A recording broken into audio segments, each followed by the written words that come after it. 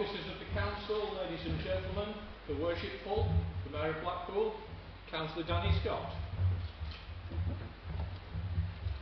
Thank you. Would you please just stay standing for a few moments longer, if you don't mind. And in the meantime, those who feel a bit warm and have got a coat on, please feel free to take it off. Yeah, thank you very much. But before we start the proceedings, I'd like to hand over to Pastor Vince Tracy, who will take prayers before the meeting starts. Good. Well, it's been my privilege to be invited here today just to pray a blessing on this meeting. I hope you have a good meeting. Let me pray.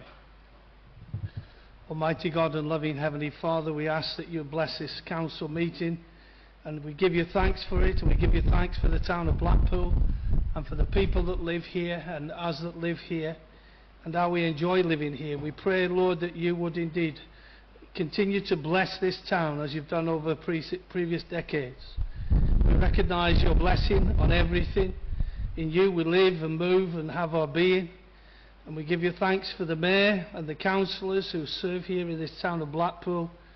And so now all we ask is that you'll bless their time together and that you would grant them a fruitful and productive meeting, and you grant them wisdom, understanding and clear direction in the discussions.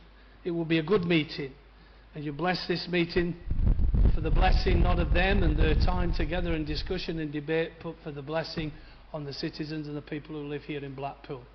We ask this in your glorious name. Amen. Amen. Amen. God bless you. Thank you. Thank you.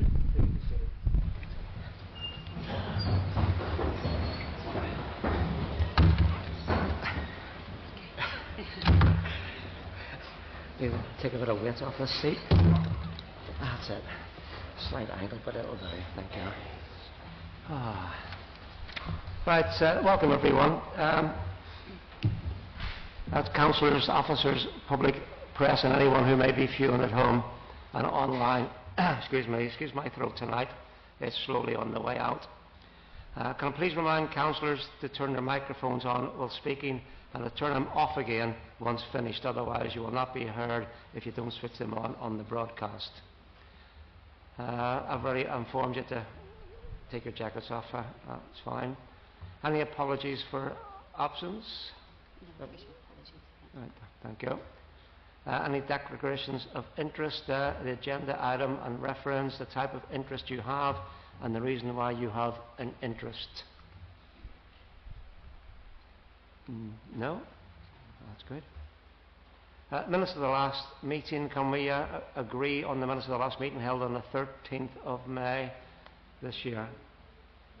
Show of hands, please. Yes? Thank you very much. That's carried. Agreed. I've got a couple of announcements to make before we start.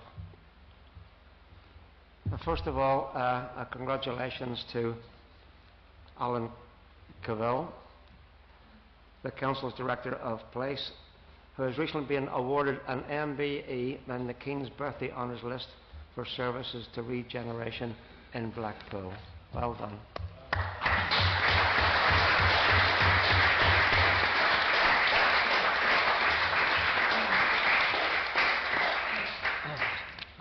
On a slightly sadder note, it is with great sadness that I must inform the Council of the passing of former Councillor Dave Bond. Dave Bond was a long-standing member of the Labour Party and was elected as a councillor for Clifton Ward in 1973. On behalf of the Council, I extend our heartfelt condolences to Dave's family and friends at this difficult time. Right. We'll just move on now to public representations. We have 3 speakers tonight. Still, yes. Mr. William Banks will be going first. You'll have 5 minutes, Mr. Banks, to speak. You'll be on a timer, and after 4 minutes, you'll have a warning light to let you know there's a minute left, and then you will be responded to. After that, the 2 speakers to follow him will follow one after the other because they're going to be spoken to or responded to by the same councillor who has that portfolio. So, Mr. Banks, if you'd be so kind as to start your presentation. Mr. Mayor, councillors, fellow residents, I'm here before you tonight to address the Revo Redevelopment Project, a scheme that, whilst framed as progress, stands in direct opposition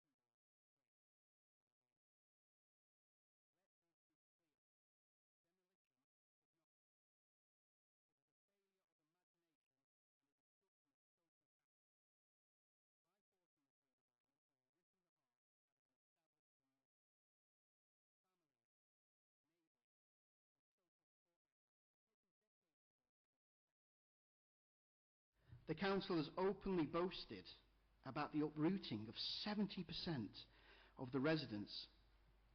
Now, if that is a statistic you're proud of, then you must accept the moral and public duty that follows it. If you have successfully displaced that much of the community, you now hold the mandate to solve a crisis. Blackpool Council currently has a waiting list of anywhere up to 15,000 people for social housing. And how can this council justify the destruction of viable homes when thousands of our own citizens are desperate for a roof over their heads? Instead of bulldozing these houses, they should be retrofitted, refurbished and brought into use to address the housing emergency that plagues our town. To demolish these properties whilst our waiting list grows is an act of gross negligence. It is an inefficient use of resources, and it is a betrayal of the people who elected you to manage their town. True planning is about preserving the best of what we have, not erasing our history to make way for schemes that serve developers rather than our residents. I urge this council to pause. I urge you to re-evaluate the master plan. Stop the demolition and start refurbishment. Use these houses to house our people, preserve our local heritage and prove that this council values its community more than it values a bulldozer. Now, I understand the response to this will be about the once-in-a-lifetime chance, and that is absolutely not true, and it is a liberty with the truth. The truth of the matter here is simple. In the middle of a housing crisis, you're proposing to knock down houses that, according to my team, who is complete with engineers and surveyors, and your own teams 5 years ago, are strong and perfectly usable. They can be repaired at a fraction of the cost of £90 million. That £90 million is not for building houses either. It's for knocking them down. So prove to the people whose lives you wish to destroy that you care by going back to the master plan and making Revo the best that it can be. Thank you, Mr. Mayor.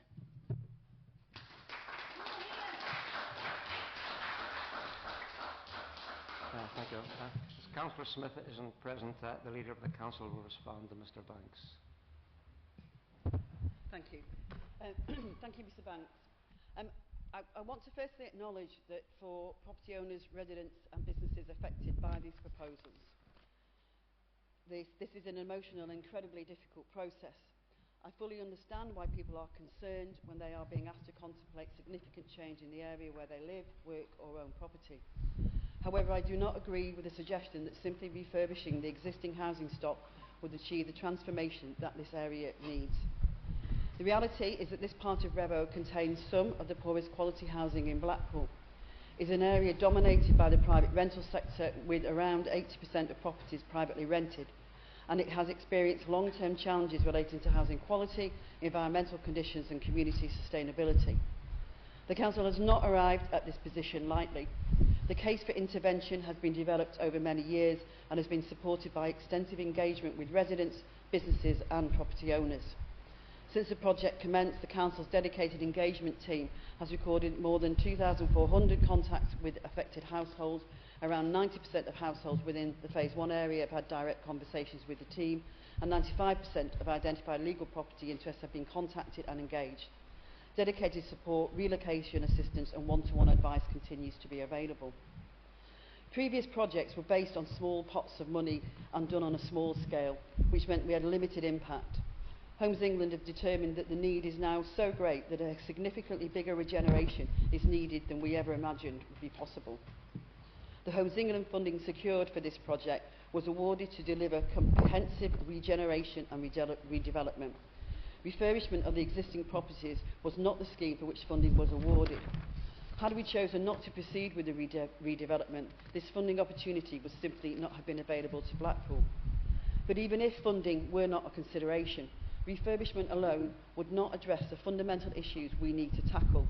Repairing existing buildings would not create the family homes, private gardens, public green spaces, safer streets and play areas that local people have repeatedly told us that they want to see. It would not create the space needed to redesign the neighbourhood, improve the public realm, introduce new landscaping, or deliver the quality of environment that residents deserve.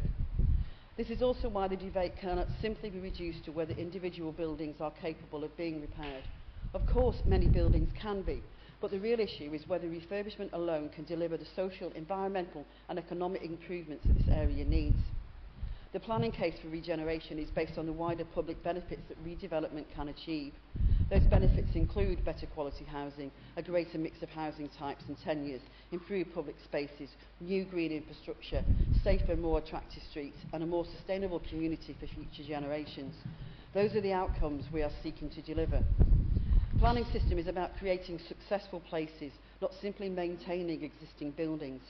Even if every property in the area were refurbished tomorrow, that would not create those gardens, green spaces, improved street layouts, public realm improvements and wider environmental enhancements that are central to the vision for this area. The consultation evidence consistently shows strong support for better quality homes, more greenery, improved public spaces and a wider choice of housing. In the most recent consultation, respondents identified the quality of housing, green space, safety and the local environment as some of the weakest aspects of the area today. At the same time, there was strong support for improving housing quality, upgrading buildings and streets, creating new green spaces and providing a wider range of homes. What we are trying to achieve is not simply the replacement of old buildings.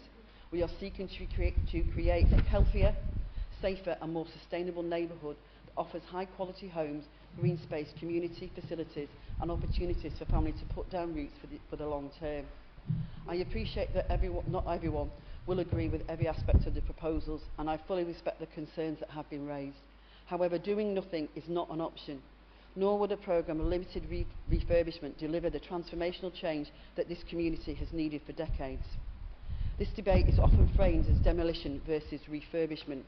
In reality, the choice is between continuing to manage decline or creating a neighbourhood with modern homes, gardens, green space, safer streets and opportunities for our people to thrive. Our responsibility is not only to address today's problems, but to create a better neighbourhood for future generations. And that is exactly what this regeneration project is intended to achieve. Thank you, Mr. Mayor.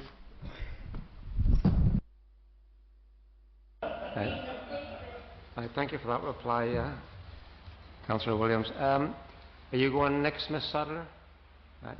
The same rules. It'll be 5 minutes, please, and you will be answered after Mr Russell has spoken as well. Right, thank you for accepting. You can stand up if you want to stand up. If it makes you feel more comfortable. No, please fine. do so. That's okay. It's on. Yeah, a couple of things. The opinions taken into account were taken by visitors to Blackpool on holiday. The 70% which was reported that the area needed upgrading was visitors on holiday, plain and simple. It wasn't from the residents. We have asked for certain changes to be made, which have never been listened to. Certain changes have been made, like the so-called community bit by the community area at the front. It's been left to rot and it's not been there that long.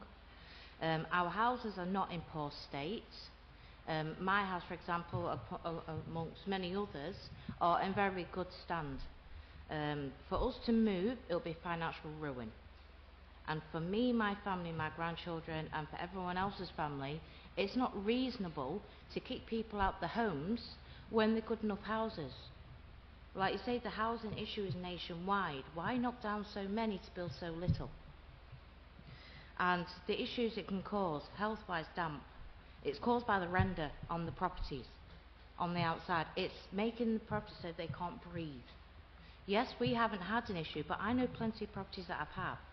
And if you took off that render and put K-render on, dealt with all the damp, you would easily fix all the problems. The houses would not be unsafe to people's health or to live in. So we're not asking unrealistic things. We're asking to be listened to be counted. We live here. This is our home. These are our homes. You are trying to take away from us. Imagine, turn the tables. Imagine it's all you guys here, and you was asked to give up your homes like you're asking us to do, when you want to pass it down to your family and your family's family, like I want to with my children. You're taking that away from them. You're taking away their security. So all I ask is that you think about what you're doing in the long run. You're not helping people. You are making it worse. Yes, the house could do with upgrading. We could help. We could do carpets, painting, whatever you need. Just ask us. We will help you in Revo. We're not saying we won't help, but you're not asking the right people the right things. And the 90 million will go a hell of a lot further if you do it that way. We're just asking to be listened to and have a voice. This is our home. We love our homes like you love yours. A bit of respect is all we ask. Why do you work so hard for your life to have something just for it to get taken away? You don't. That's the whole point. So out of fairness, just please listen to the residents of Revo. And a lot of people put Acorn down, and I'll be completely honest with you, Acorn are there for the residents, for the families that get affected by this. Say, for example, someone tomorrow goes and offs themselves because they're losing their home. It's blood on your hands you do not need. You can stop all that just by letting us stay where we are, keep us homes, and help you at the same time. Please, that's all we're asking. It's not unreasonable.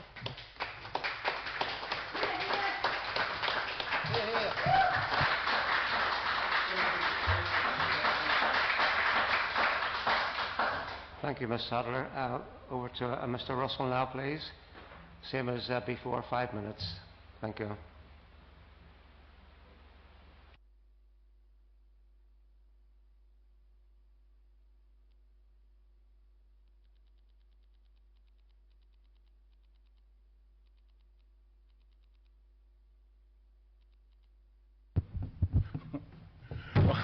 Sorry about that, Mr. Mayor. Right, thank you for letting me speak. I'm here to talk about the demolition programme. It's not regeneration, it's demolition.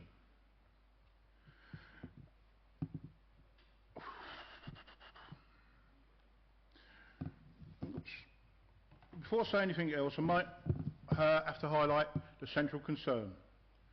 Blackpool Council has not modelled their regeneration programme on best practices.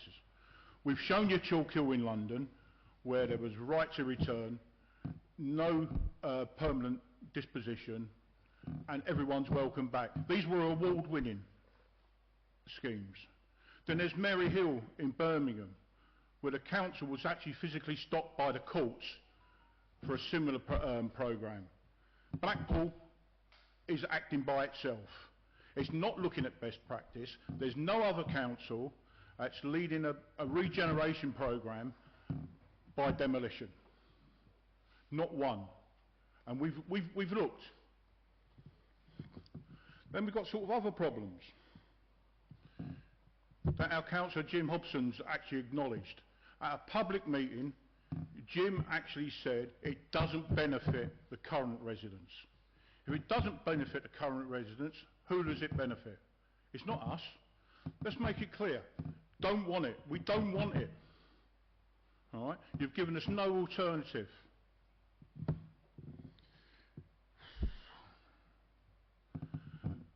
Leader of the council even in this chamber tonight, talks about how wonderful things will be in the future.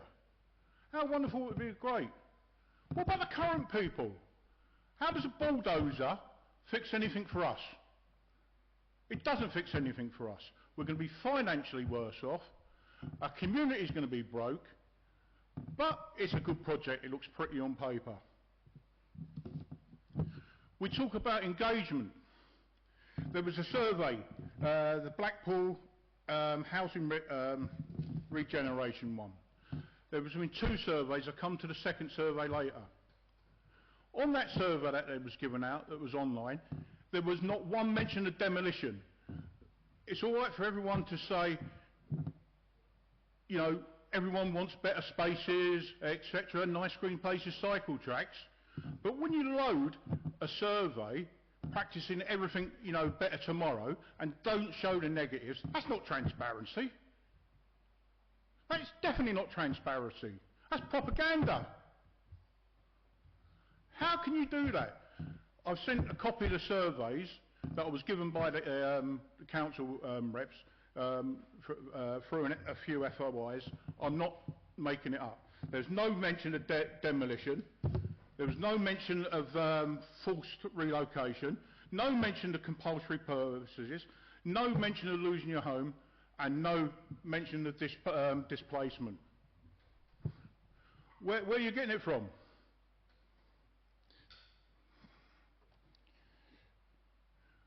Other things that haven't been done. All right? There's no social impact report. There's no report on what's actually happening to the local people. Now, with the sad case of Alistair Taylor, where the coroner actually said Blackpool had a part to play in that. All right? Blackpool hasn't learned. We've not got a basic social report. You should have learned your lesson the first time. A coroner's told you. Oh.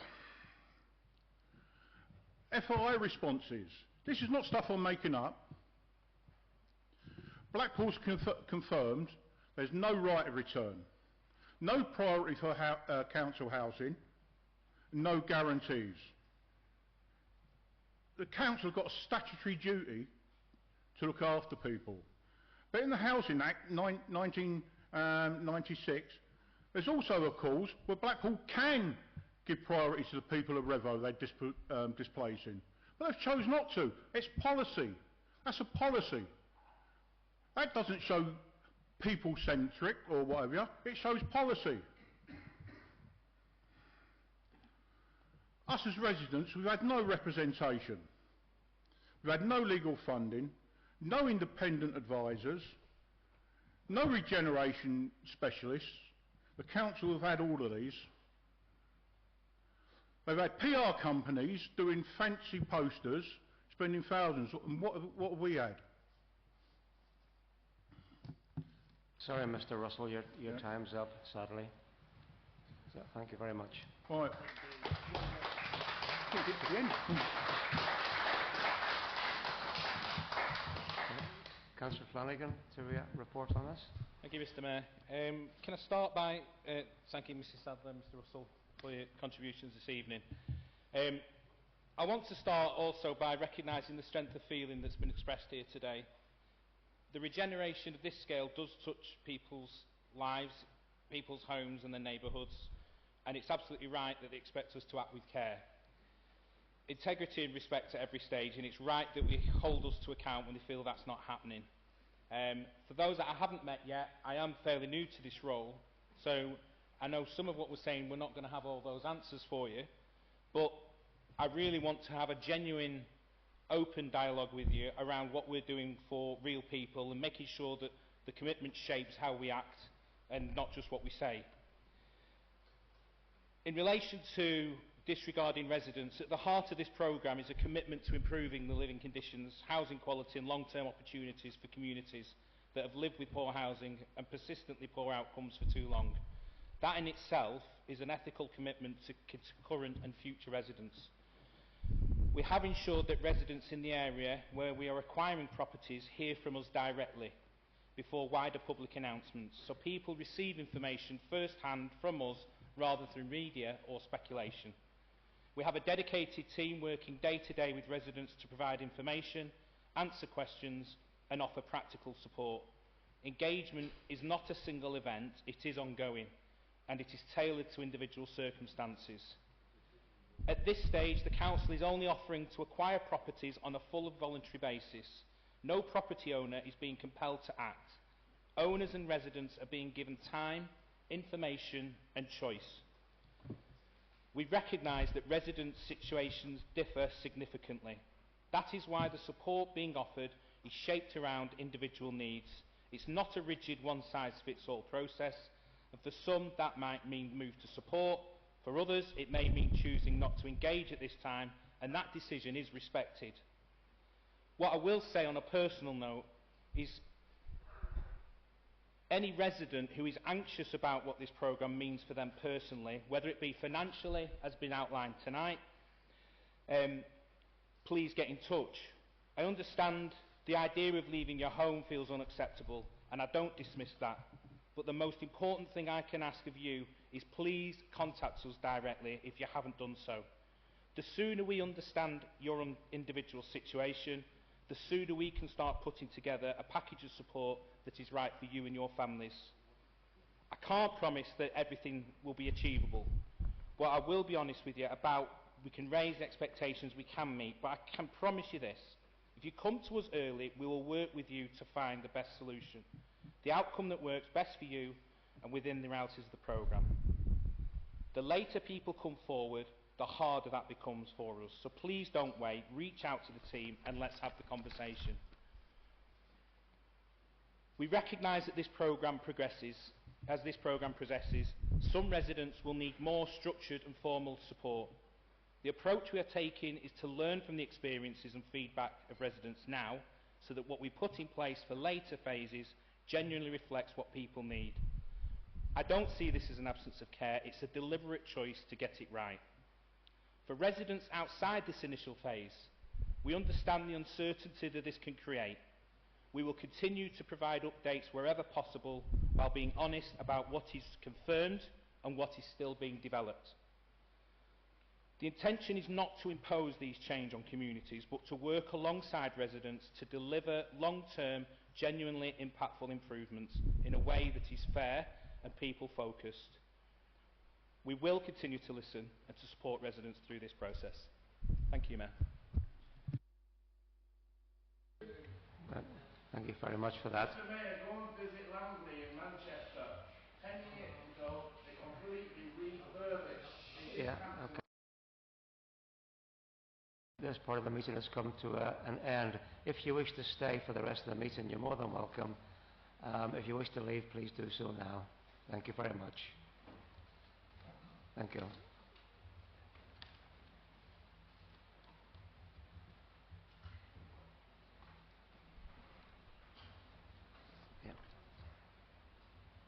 Right, going to the Executive Reports, Combined Fire Authority. Excuse me.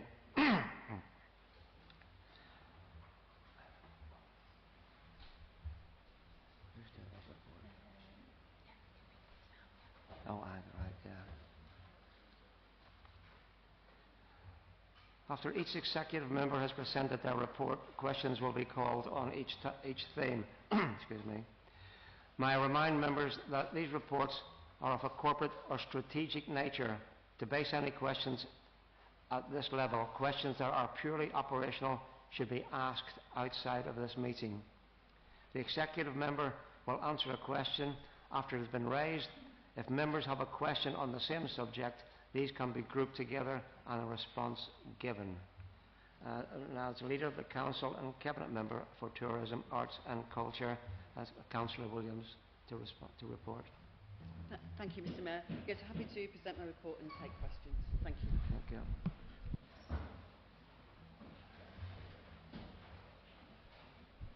So I will just rest for a moment while we clear the room.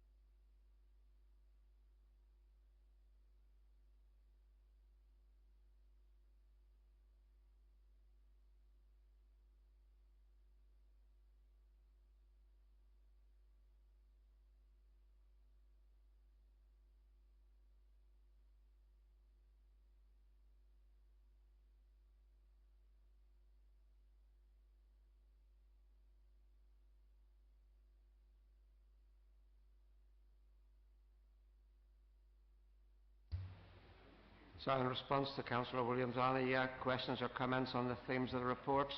On the first one, Blackpool, longlisted for UK 2029 City of Culture. Any questions? Councillor Gelly. Thank you, Mr Mayor. I just wanted to thank the leader for inviting other group leaders to support her work on getting us the bid through. Regardless of if we win or not, Mr Mayor, this is a huge opportunity to unite the town, bearing in mind 2029 is such a big year for Blackpool, as the leader's report correctly identifies. 150 years of the illuminations, 135 of the Tower, the Grand Theatre. Our heritage trams have been trundling up and down. Hopefully we'll still have them by then. That would be 144 years. Blackpool was at its peak at this point, and it's be a great year to celebrate. What I would like to see, even if we are not successful, is that we actually start to put in place all the framework and buildings, that we actually make that a really big party year, almost a jubilee that will unite people. At a time we've had nothing but division, something that will bring all of our different cosmopolitan communities together, the young, the old, celebrating this wonderful town. What additions I would like to see, though, a culture involving sport, football, transport, education, some of the finest schools, some of the finest businesses were formed in this town. Celebrating them all will be a huge achievement for us to remind Blackpool why it's so special, why we've all chosen to live here, and what a great opportunity it is, and I think something that will bring us all together.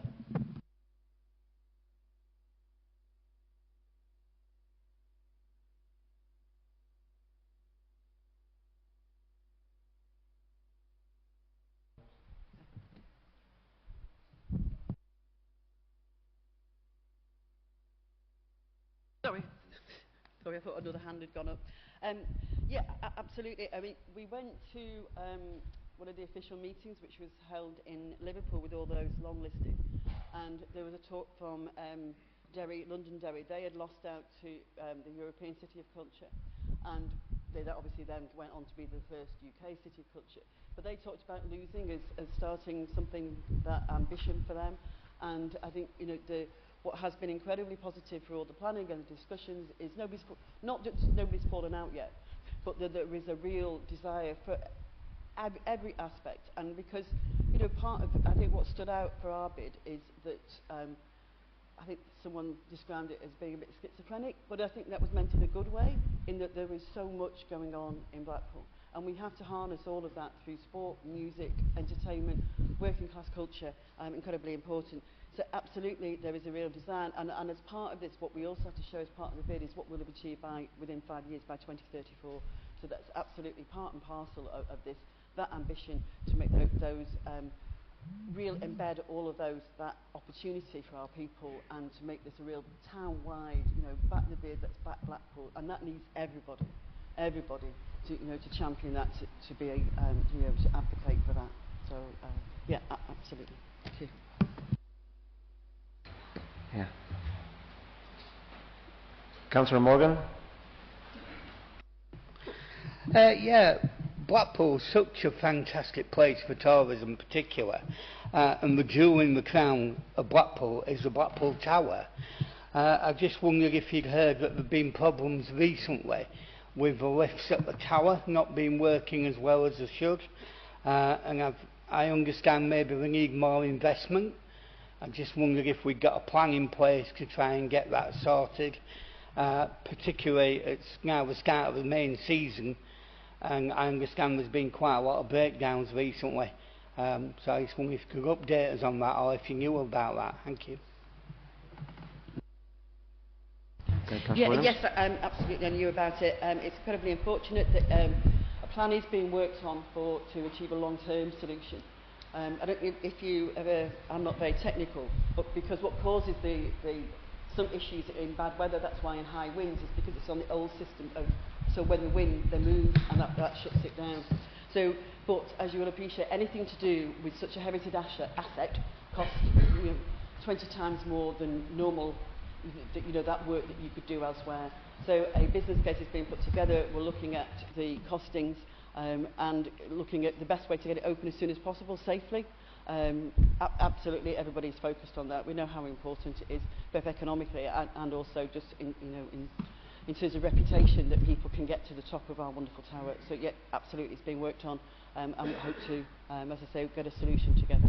There has been delays because all the parts have to come from abroad, unfortunately, and be especially made, but it is receiving the absolute focus, as you would imagine. Thank you, Councillor Williams. Item 2, Pride in Place Impact and Programme Funding. Any questions?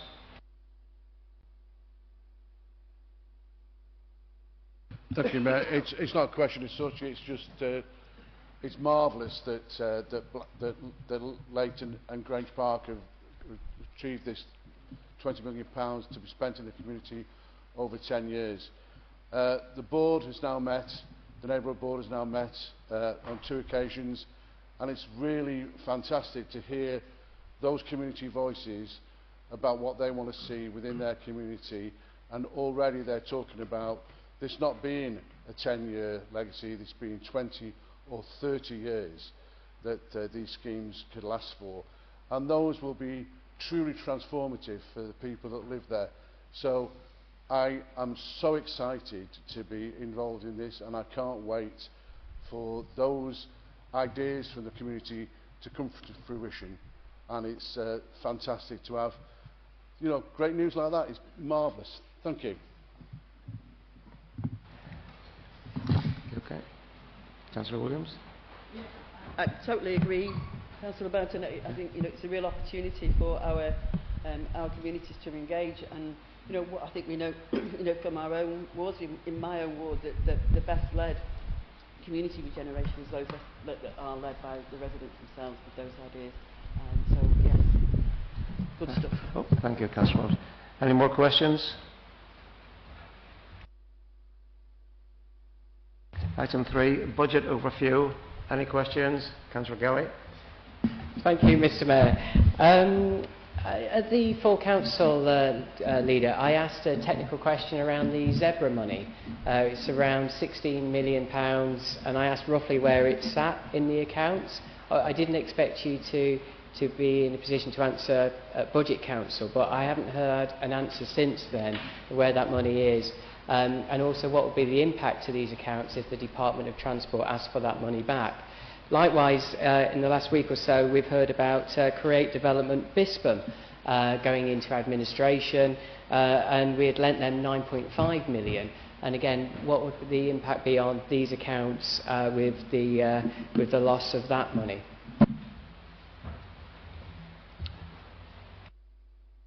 Thank you. The last update I had about the zebra money is that there was some discussion, negotiation in terms of the amount of money, but I will get an update. I'm sorry I haven't done that. I do remember you asking about it now, but if I don't do things straight away, it goes. In terms of, you're talking about Ricecar Way? Is it Ricecar Way? Is it the... Yes. So, yes, it's unfortunate, but with that company, we had 2 really successful projects that had actually earned the council quite a bit of money.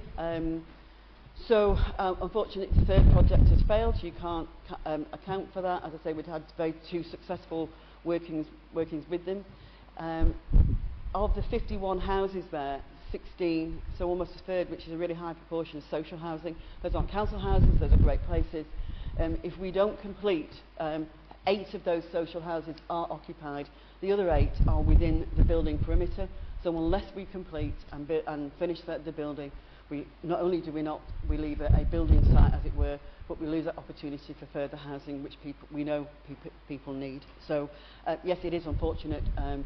We're working on what the actual costings are going to be, and we, in a similar way that we've had to do with the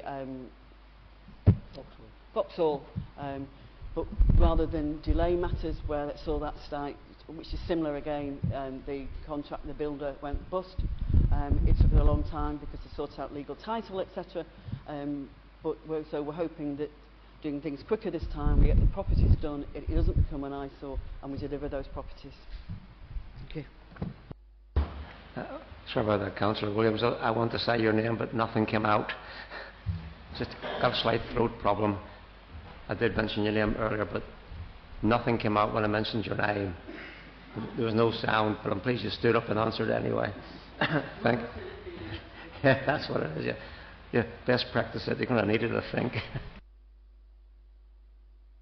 So, are there any more questions? Yeah, Councillor Walsh. Thank you. Thank you, Mr. Mayor. On any other questions? Love it or loathe it, social media can be useful in identifying issues that may otherwise get unnoticed. One such example would be the rise of Airbnbs across the resort, as is often the case in many residential areas. This problem was raised years ago, and unfortunately Blackpool Labour have failed to get a grip of the situation. Now, with over 500 unregulated short-term holiday lets, as an authority we haven't made any meaningful progress in assuring planning permission has been granted for these properties. And now, Mr. Mayor, we have another situation that appears to be on the rise here in Blackpool. Hotels and guest houses are converting what was once a bar or dining area into makeshift bedrooms. Now, I understand that there are people new to the hospitality sector may want to move towards a more bed-only offer, and that's not a problem. I don't have any issues with that, even though I'm more of a traditionalist.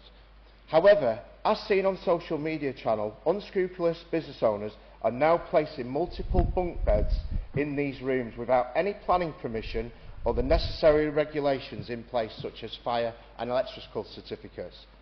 This then raises concerns around the health and safety of individuals who may be staying in such establishments. Then we have those who are using these rooms to house permanent residents, many with complex needs. So my question, Mr. Mayor, as a council, what can we do to stop this new way of operating, and how do we ensure that the safety of individuals is maintained? If this is left unchecked, similar to short-term holiday lets, the unregulated short-term holiday lets will be catastrophic for the tourism offer in Blackpool. Thank you, Mr. Mayor. Thank you, Councillor Watch. Councillor Williams. Obviously, I don't agree with the comment about Airbnb. You know, this is a national problem, a national issue. We could have done with some more help actually from national government, you know, with this issue. But we are dealing with this and have, you know, undertaken a number of prosecutions to ensure that those properties are returned. It is, I know, it's incredibly difficult when these Airbnbs are opened, particularly in residential areas, and the impact that it can have on tourism. We are absolutely dealing with it. The officers are focusing as much as possible. In terms of, I mean, obviously, I know that there's one instance that you wrote to me about. You know, officers were there within, I think, 2 days. They've done a multi-agency inspection, including fire. That's continuing now to be inspected by, followed up an investigation by planning enforcement. So as soon as we become aware, we are, you know, it is clearly an issue. It's, in that particular instance, I've emailed you directly with you know, with the response. It is an absolute concern. I would just say that, you know, as you did in that instance, is let us know, or let officers know, and as you've seen, there will be an immediate inspection because, you know, in terms of safety aspects, but also the impact on wider tourism and our town reputation, that we need to deal with those situations.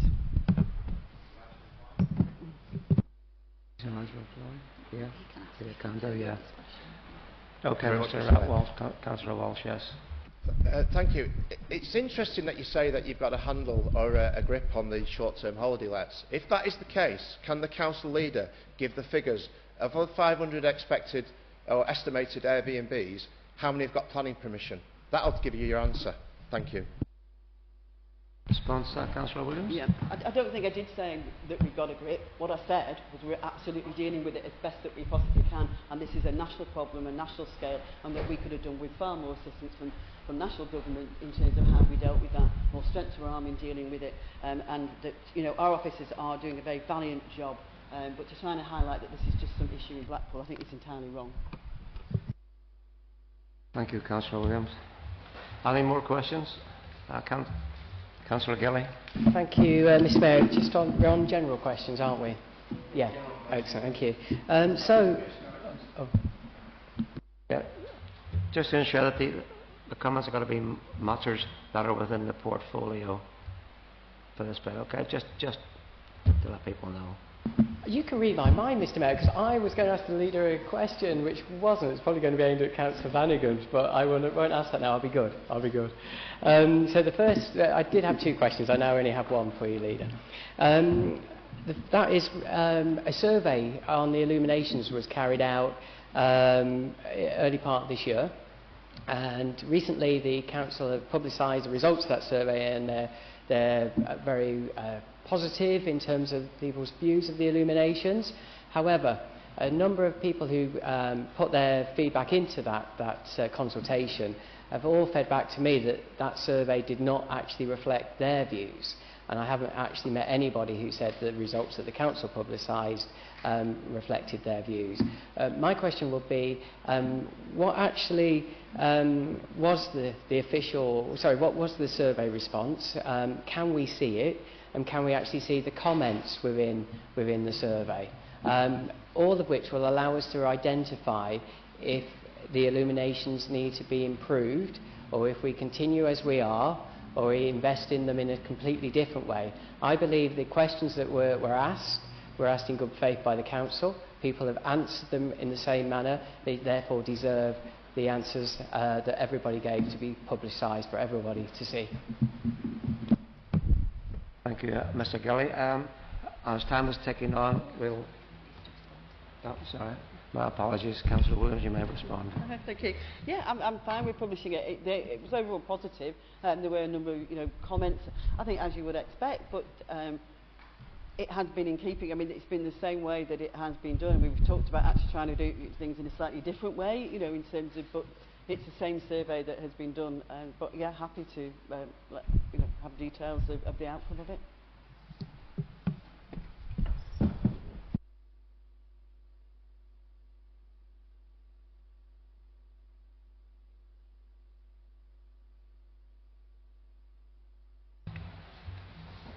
Yeah. Deputy Leader of the Council, place, and Cabinet Member for Climate Change, Councillor Hugo, to present the report. Thank you. Thank you, Mr. Mayor. Yes, I'm happy to present my report. I just wanted to say a massive thank you, really, to everybody for such a concerted effort in the Transformation of Waste programme and helping to get the rollout done in such a relatively smooth way. It's a real team effort with staff from Envico, from the council, the comms team, Customer First. I knew I'd forget somebody if I didn't keep checking my notes, and library staff to get that message out, but also for you guys, to the councillors, for making sure that the residents were aware of any changes. As we know, not everybody's got access to social media and websites. And to family and friends for helping make sure everything ran as smoothly as possible. And I think you can see from the report that the statistics show that yes, there is room for improvement, there always is, things can be done better, but overall it was an incredible piece of work, and it's still ongoing and still improving all the time. Thank you.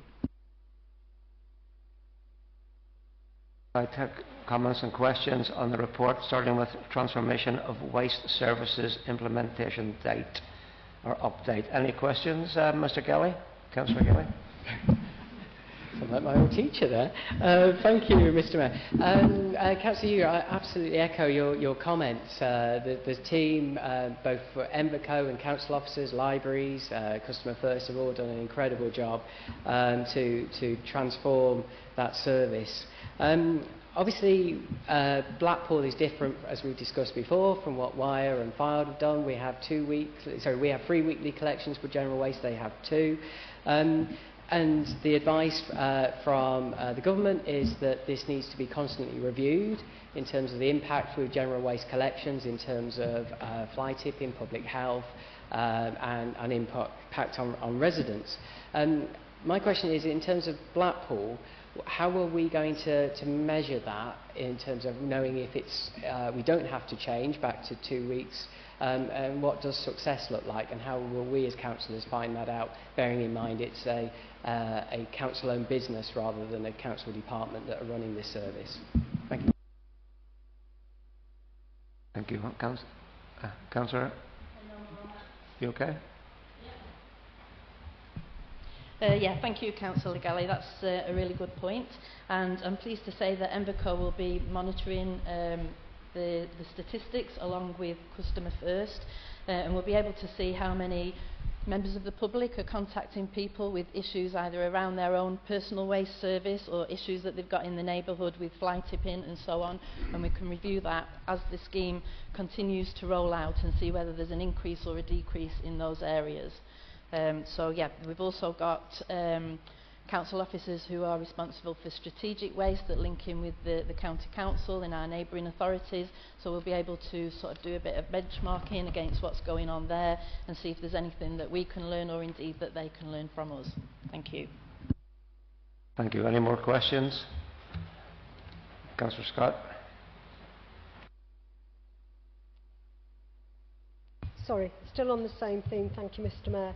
I'd just like to query the bin hubs, the big bin hubs that are on certain of the streets, and the use of those bin hubs. Are they for flats in those areas, or are they for general public use? Because there seems to be a lot of confusion amongst residents with regard to who can actually use those. Are they there available for people to come with a van and tip their rubbish in them, which is what's happening anecdotally? Or are they, as I'd understood, for those properties that can't have their own bin because they are flats or have no garden areas, etc.? Because in certain areas they are becoming quite problematic. Thank you, Mr. Mayor. Councillor Hugo to respond. Mr. Mayor, can I take all the questions on one theme first and then respond at the end? You may. Thank you.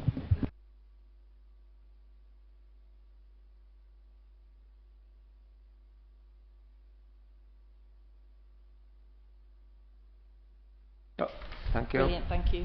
Shall I respond then? Looks like it. Thank you, Mr. Mayor. Councillor Scott, yeah, thank you for that question. Yes, you're absolutely right. The purpose of those bin hubs is for residents in flats to utilise. Obviously, if, say, there's a hairdresser's underneath and they've just got a few tea bags at the end of the week and they're popping that into the bin hubs, we don't want to be so clamping down on people to say, you know, we don't want to entertain that. But coming up with a van to take loads of rubbish in is definitely not what it's meant for. So I would just urge anybody that, well, that's an anecdotal comment. If people have got evidence of that, to report it, and then we can deal with it. Thank you. Thank you. Then, excuse me. Item 2, Blackpool Coastal Protection. Any questions? Councillor Gelly. Thank you, Mr. Mayor. Yeah, it's just a note, really, if I can, for Councillor Hugo. There is a lot of dialogue out there. Some of it may be close to misinformation, some of it may be very informative.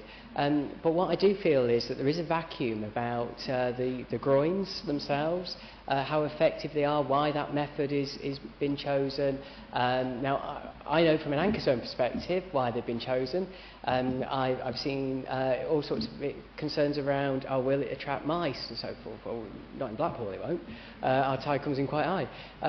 But these are sorts of things that are now being put out there. So I think there's a real opportunity here in terms of the narrative to actually own some of that space, to say why this is being done, why it matters. There are issues we know with the pier legs, that the sand has been reduced to a certain point.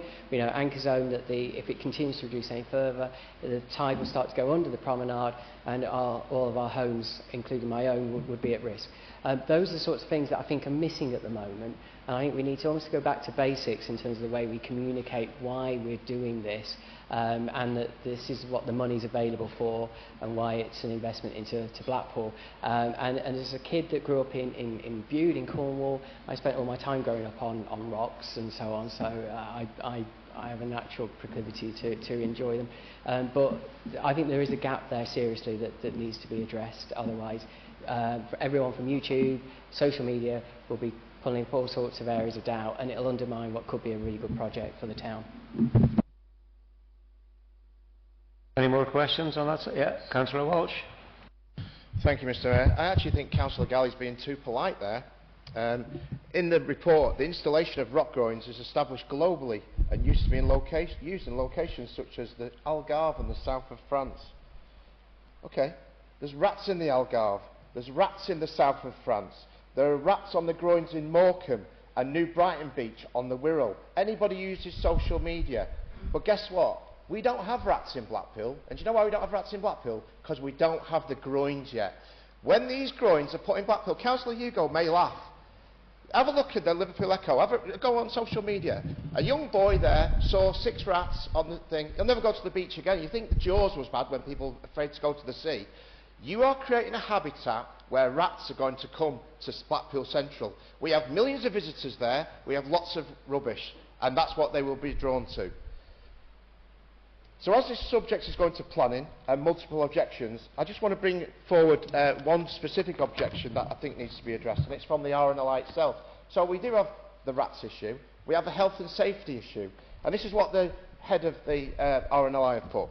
The RNLI has engaged constructively with the Council as it consults for over a year and has consistently highlighted concerns about emergency services, the lifeboat launch and recovery, the likelihood of public entrapment and injury of the structures, and the absence of any robust public safety assessment. Despite these efforts, the submitted scheme does not demonstrate how these risks will be avoided, minimised or mitigated as required by national policy, marine policy and the basic principles of safety design in high-risk coastal environments. Blackpool Council has not addressed the RNLI for over a year. Where does that take us to? Saffron Cold Nottage, a 32-year-old lady of 6 children and her daughter were walking their dog on 2nd February 2025. She fell. She became trapped in the rocky sea defence structures. The members of the public tried in vain to free this lady. She sadly drowned. This is what we're looking at. Again, Blackpool Council, under your stewardship, under your portfolio, have not addressed these issues. Then we talk about expert reports, how all these experts have told us. Well, again, go on social media, go and look at the experts of the impacts of fishtail groins, the sediment disposition in Morecambe, as researched by the public, as published by a report in 2000 by the Journal of Coastal Research. And that will tell you everything that has been catastrophic about the groins in Morecambe. And this is the way you want to go. You are going to destroy a £1.9 billion tourism economy because of these groins. Thank you, Mr. Mayor. Thank you, Councillor Watcher. Councillor Sloman, and then we'll have Councillor O'Neill. After Councillor Sloman, and then Councillor McKillop to finish. To meet you. Me? Yeah? Right. Thank you, Councillor Hugo, for your report. I've not made any issue about how I feel about these rock groins, other than to say I would support the timber structures all day long. The timber structures were there, they were part of my youth. We enjoyed jumping over them, pretending we were horses when we were children, things like that. Now those timber groins, we reading the report from yourself, were looked at and found to be not sustainable or an economically viable proposition. Some of those timber groins were instituted or instated up to 100 years ago. I can't find anything anywhere to say that over that period of time there has been any positive looking at how we're going to maintain them, any maintenance. They've been allowed to fall to rack and ruin. I would like to see somewhere, if you can provide that information that's gone through these reports, as to why timber groins are not sustainable and are not financially prudent option, because I think all day long that is what people would prefer to see. That's what the people of Blackpool are telling you, and we need to listen. Thank you. Thank you, Councillor Sloman. Do you want me to continue, Councillor Hugo, until we finish, or do you want to answer those questions now? You take them all. Okay, Councillor O'Neill. Thank you, Mr. Mayor. Without necessity, I don't suspect anybody here wants to see the groins there. But this kind of comes down to is we need to reach a threshold where we understand the real need for the groins. And there's 3 key aspects to this. The first being prove the necessity versus the take no action option.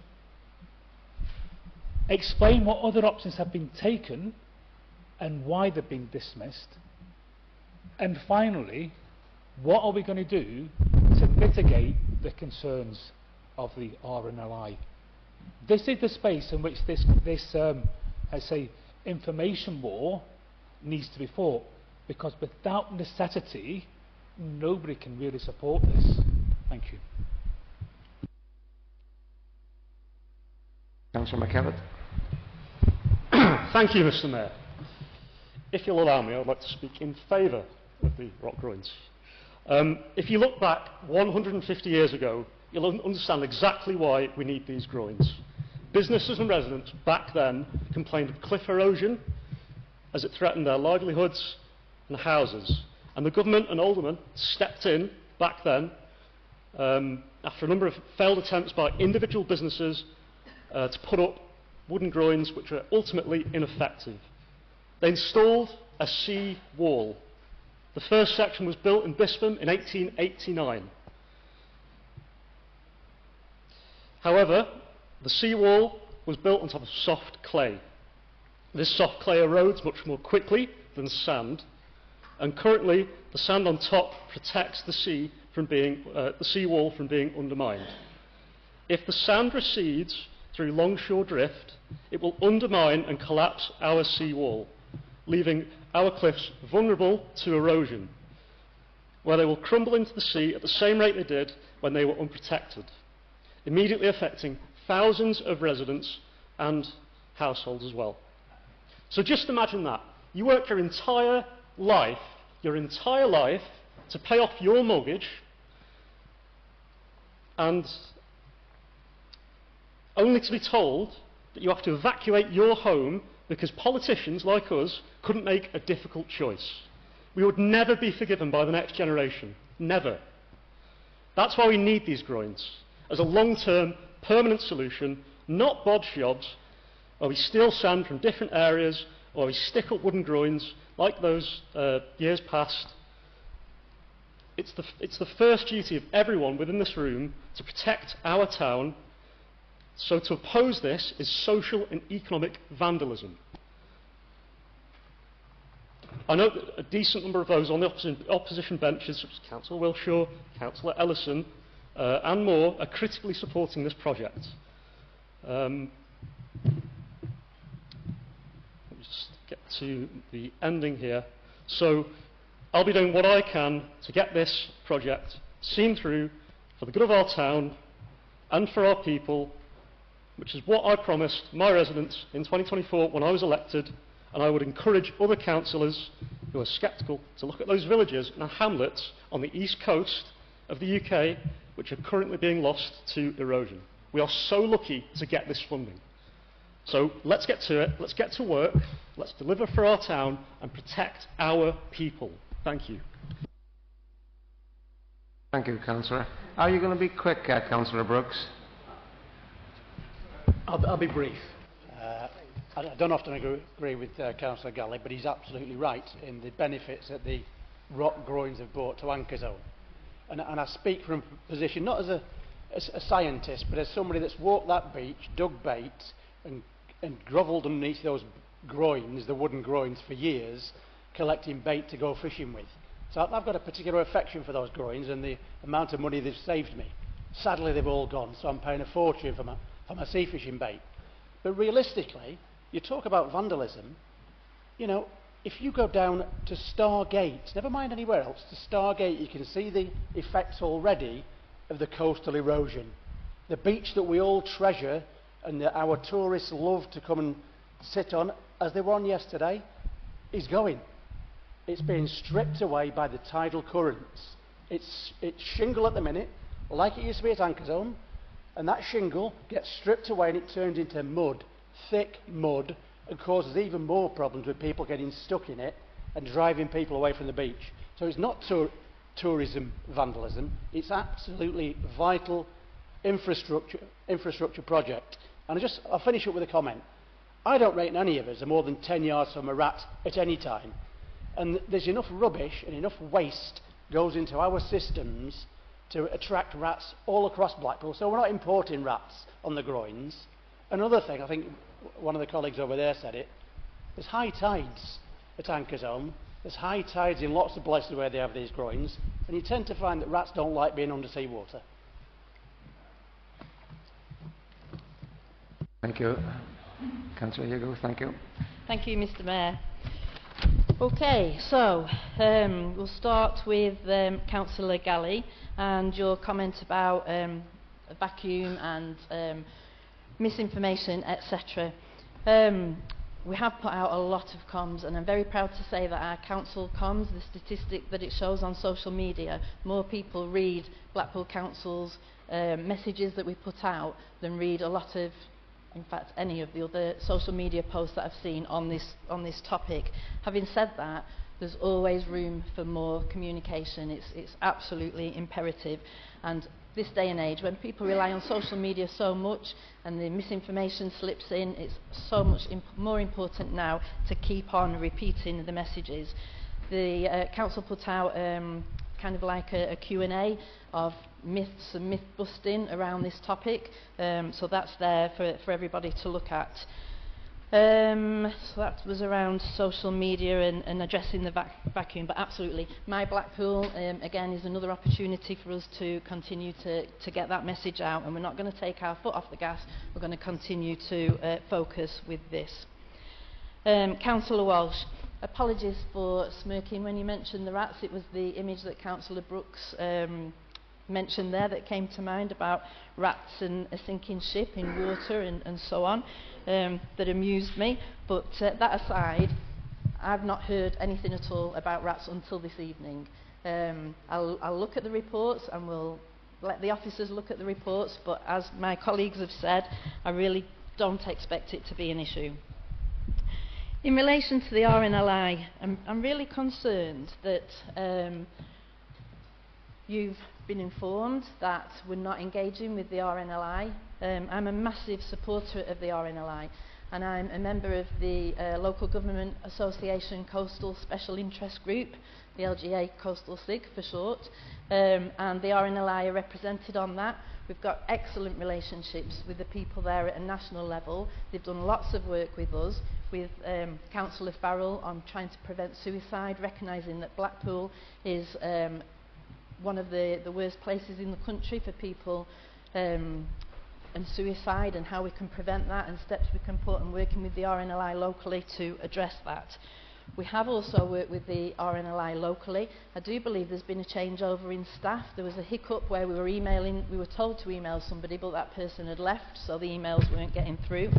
We arranged for the Master Mariner to come and speak to the local RNLI, but he was turned away. So we've reorganised that meeting for next week, and the Master Mariner, along with our council officers, are going to look at this. We've also had a report from them and from Blackpool Beach Patrol talking about the fishtail groins, as you've mentioned, and we've redesigned some of the critical areas, particularly around the piers, to take that into consideration. So we absolutely are listening to the RNLI. We want to work with them. We have massive respect for the RNLI, and I think perhaps there's maybe just some miscommunication between who's the right person to talk to locally. But believe you me, they have been in the room and they are being in the room, and next week we hope to make some progress. So I think that was it on the RNLI. Also, you kind of reinforced in this issue that groins are, and as well with you, Councillor Sloman, are they effective? And with yourself, Councillor O'Neill, are they a necessity? They absolutely are a necessity, and we have got those reports. We've looked at loads of different options, the wooden groins being one. I think Councillor McKivitt and Brooks have explained anecdotally why they think, well, and Councillor McKivitt's done some research around that, but we're happy to share those reports with you. I think we've been transparent all along in this process. We've had this topic come up at scrutiny at least once, if not more than that. We've had briefing sessions for everybody to attend. So the information, there's tons of it. There's tons of it, and that's part of the problem, because how do you get the messages out concisely in a way that people are going to want to read and not be bombarded with information? But believe you me, if anybody wants to buy me a pint, I can talk all night about the groins and why we need them in Blackpool. Okay. So yes, thank you, Councillor McKivitt, for your support of this and for the research that you've done. And I wanted to reinforce from what Councillor McKivitt said is 120 million from the Environment Agency doesn't get awarded easily. This has been years of work, and we are so lucky in Blackpool to be considered that we can hold the line. That's the term that we're assessed as, and we have to prove that we can do that. And that means that we need the numbers, we need to have the residents that can be protected from the seawall. Not everybody has that luxury. So in the southeast, you've got houses dropping into the sea, communities and villages that have got no hope, people that can't get house insurance because they can't get the money from the Environment Agency to do this work. So absolutely, we are completely thorough on this topic, and we've been inspected is not the right word, but we've been monitored along the way to make sure that all the processes that we're going through are spot on. And finally, nothing really to add to Councillor Brooks. I grew up in Blackpool. We never called them wooden groins, they were windbreaks back in the day, and they're not there now. They were there in the 1800s, and the breakwaters, that's it, thank you. And they're not there now for a reason, not just because they weren't maintained, but they weren't doing the job we needed for Blackpool. So, yeah, that's why we need the rock groins as no option. Thank you, Councillor Hugo. Going to move on quickly to the Youth Climate Action Fund. Any questions on... Sorry? Yeah, sorry, I've sadly said I've moved on. I didn't see your hand go up. My apologies.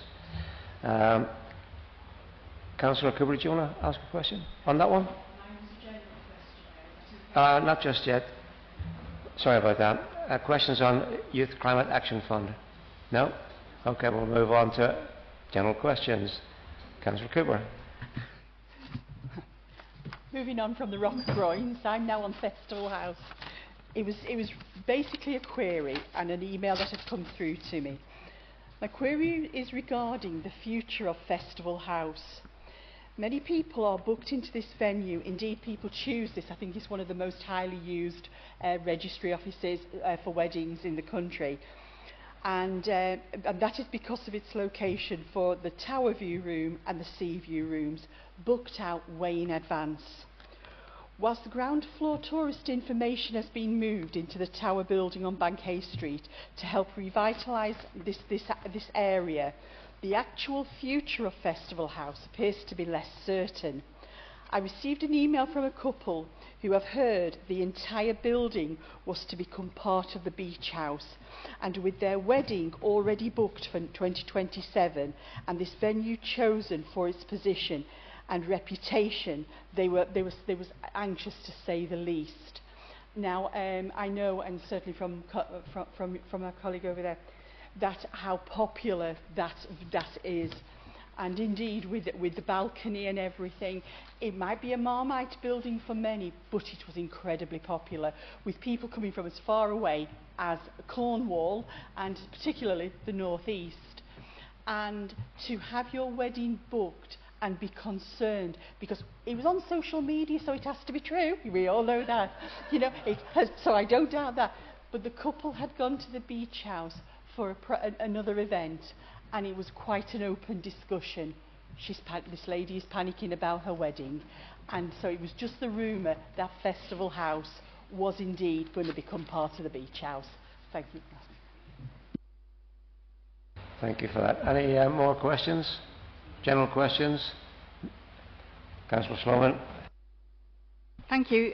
For life events question, in January 2026 we proudly said that we are committing £633,000 of prudential borrowing to have a new pet crematorium at Carlton. Can I ask if that project has started, if it hasn't started, when it's going to start and when it's going to be completed? Thank you. Thank you, Councillor. Any more questions?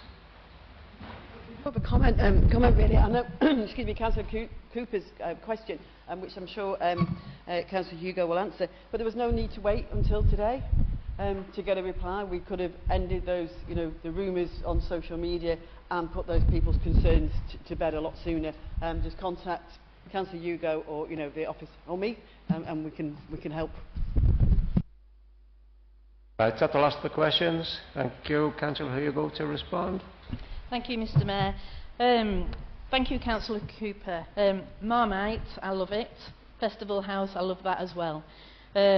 Absolutely no plans to stop weddings in that venue whatsoever. And as Councillor Williams says, if you can send us the details of those residents, we can put their minds at rest. There are changes in that building, you're absolutely right, and you'll have noticed the scaffolding and the work that was needed to repair the balcony. The Tourist Information Centre moving out. Incidentally, they're getting more hits, more people visiting them now. They're in a more sort of inland location, so that's been quite successful. The Beach House, I believe, are wanting to extend on the ground floor, but absolutely no plans to stop weddings at that venue whatsoever. Thank you very much. Councillor Sloman, life events. You must be on the same wavelength as me, because as I sat down tonight, suddenly I thought, I wonder what's going on with the pet cemetery. So hands up, I don't know the most up-to-date information on that, so we will find out and we'll let you know. And the pet cemetery was really popular with people when they heard that this was in the plans, but also, importantly, that whole area needed refurbing. Practically, that work needs to be done as well. So I'll get an update and get that out to everyone. Thank you. Thank you for that, Councillor Hugo. Adult Social Care, Councillor Neil Brooks. Happy to present the report as written. That was quicker than your last comments. Thank you. Yes. Yes. Questions, comments on adult social care performance update? Anyone?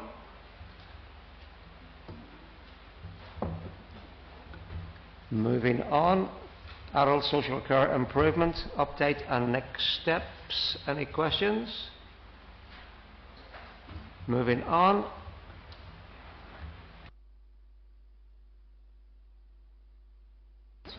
Yeah, no need to respond to that one. So it's down to the general questions, comments on matters within the portfolio. Yeah, that will be Councillor Sloman.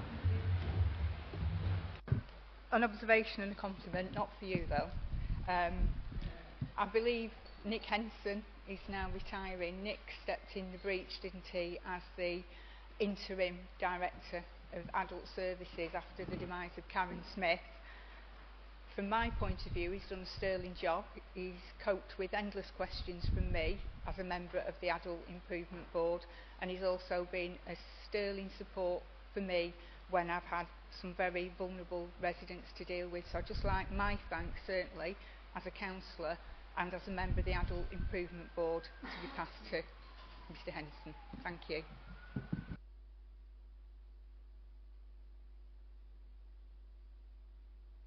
Do you want to answer that question? Or? Yeah. Any more questions? No? Excellent. Up to you, Mr. Brooks. Councillor Brooks. That was the end, yeah. Yeah, I mean, Nick's done a sterling job for Blackpool over the last 20 odd years, and news is out now that he's retiring.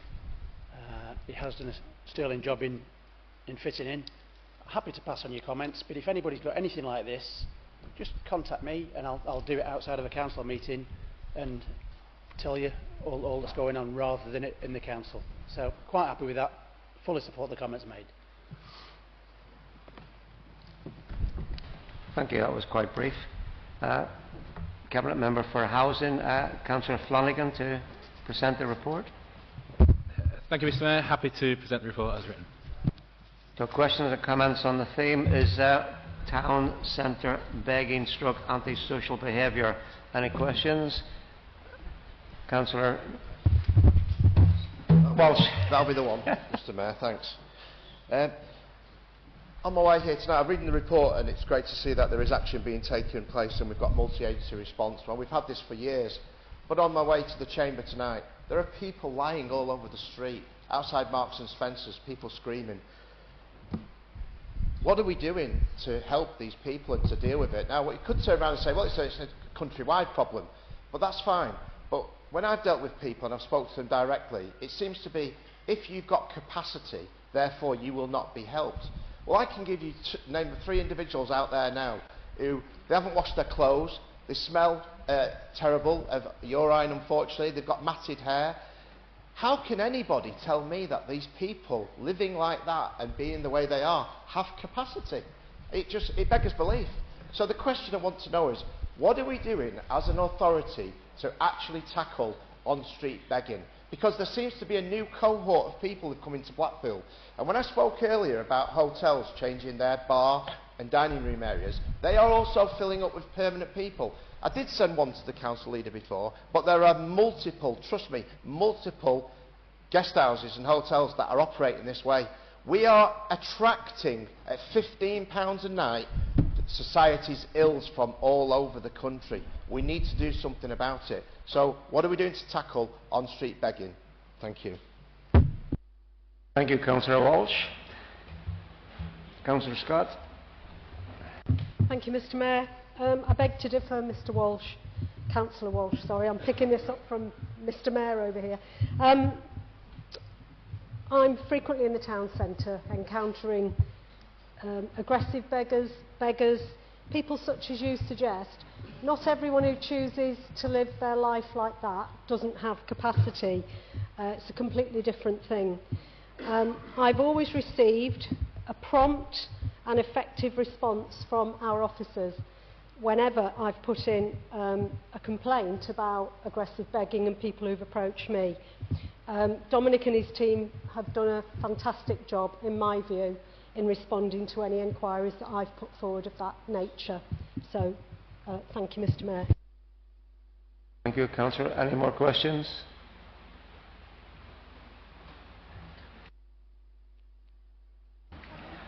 Councillor Farrell. Thank you, Mr Mayor. I just want to make a comment that we're just leaving people on the streets and they're unwashed and everything else. We have got outreach going out every single day, and you know that, Councillor Walsh. We've got housing options going out every single morning. We've got the lived experience team going out every single morning. You know, we're not leaving people unwashed and everything else. We've got the Bridge Project, which is for homeless people. They are offering a cool space at the moment because SWEP is on because of the hot weather. They are feeding people. There's lots of activities going on. We are not leaving people out there. We are supporting people every single day. Thank you, Mr Mayor.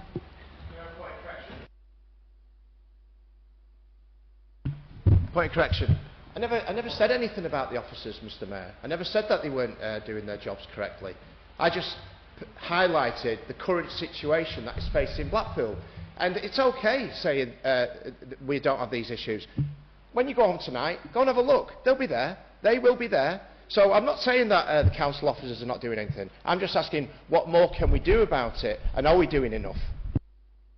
Thank you, Councillor Walsh. Any more?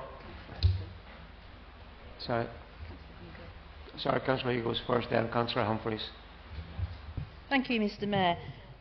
When you play this back tonight, Councillor Walsh, I think you will find that you did ask that question. I've written it down. What support is there for homeless people? What are you doing to support these people? That was exactly what you asked. Councillor Humphreys. Thank you, Mr Mayor. Can I just point out to Councillor Walsh that I know he must be emboldened because he's now reformed himself, but he absolutely needs to realise that there are rules and he doesn't actually have a right to reply, and can he actually try and respect that instead of standing up and having yet another bite of the cherry. Thank you very much. Thank you, Councillor Humphreys. Councillor O'Neill. Well, it seems people are quite united against Councillor Walsh there. Essentially, all he's talking about is his experience, and he's been told he's wrong. He's seen it with his own eyes. He's walking down the street and seen it. And every one of you wants to have a go at him because you don't like to hear what he's saying. He's not lying. Thank you. Thank you, Councillor O'Neill. Any more questions? Sorry, did I see a hand? No? Okay. Councillor Flanagan to respond. Thank you, Mr Mayor. Where do I start? Baptism of fire, I think. I do find some of those comments offensive, Councillor Walsh, towards some of our most vulnerable people in Blackpool. What I do want to... Good. I'm sorry. You don't seem to like the answers, so I'll carry on regardless, Councillor Walsh. Blackpool's not alone in facing this challenge. But what sets us apart is the serious and determination of which we are tackling it. It is being tackled. We've established a dedicated multi-agency operation. You asked what we're doing, here's the answer. because you've clearly not read the report. We've set up a multi-agency operation including community safety team, the town centre neighbourhood policing team, homeless outreach, housing option colleagues and Blackpool Improvement District all involved. We're not simply applying enforcement, and what's important here is we are taking a public health approach. These are some really vulnerable people. Intervention, safeguarding vulnerable members and connecting them to the right services before problems escalate. Inevitably, we are never going to solve this problem in isolation. We will have issues. We know this. You asked what's being done. I've given you a brief summary. In May 2026 alone, and I'll read back the report, seeing how it's not been read, there were 6 arrests, there were 12 CPNs, PSPOs, community protection warnings 20, community protection notices 3, travel warrants 3. We've had the safe space outreach teams going out, particularly on the busy weekend nights. We've had the CCTV upgrades to monitor what's going on in the town centre. And also, on top of that, we've had the exploitation outreach. In addition, we are now going for the Purple Flag accreditation, which also looks at this issue directly. So, looking at that, we're still going to have issues on our street. We're not in denial of that. But when you're saying that we're not doing anything and we're doing our best to address it, that's what we've been doing. That was all done in May. There is further development work being done. I'm meeting with officers again tomorrow at Bickerstaff to run through some of these and see what more possibly could be done. And as that progresses, you'll be kept informed, and I'm sure it'll be part of the Purple Flag accreditation process as that develops also. Thank you. Thank you, Councillor Flanagan. Second one is Central Housing Regeneration Phase 1 update. Councillor Gelly. Thank you, Mr Mayor. I'm pretty certain to this answer Councillor Flanagan may have written down Blackpoolnomics, and Councillor Galley was going to pretend to demolish lots and lots of buildings which were Band A. For a point of perspective on that, it was actually guest houses. I want to refer to actually on a serious point though, something that the leader had referenced, which was that this is often, and she's right, it's often branded as a debate between refurb versus rebuild. I actually think the debate is between refurb and rebuild versus rebuild on its own. And Will Banks is in agreement with myself and where I'm coming from, which was let's invest in that revitalised Revo master plan of 2020. Why that is significant is that it targets all of Central Drive, but it regenerates the surrounding areas. So it was a mixture of both. You could invest in the community with all of the things that the leader talked about, which was green infrastructure, safer streets, new architecture and improved public space. And that master plan did just that, which is why it is significant that if we prime the debate crucially around refurb and rebuild, we start to get to that place. Obviously, we've also heard tonight that there are concerns about the way the consultation has been carried out.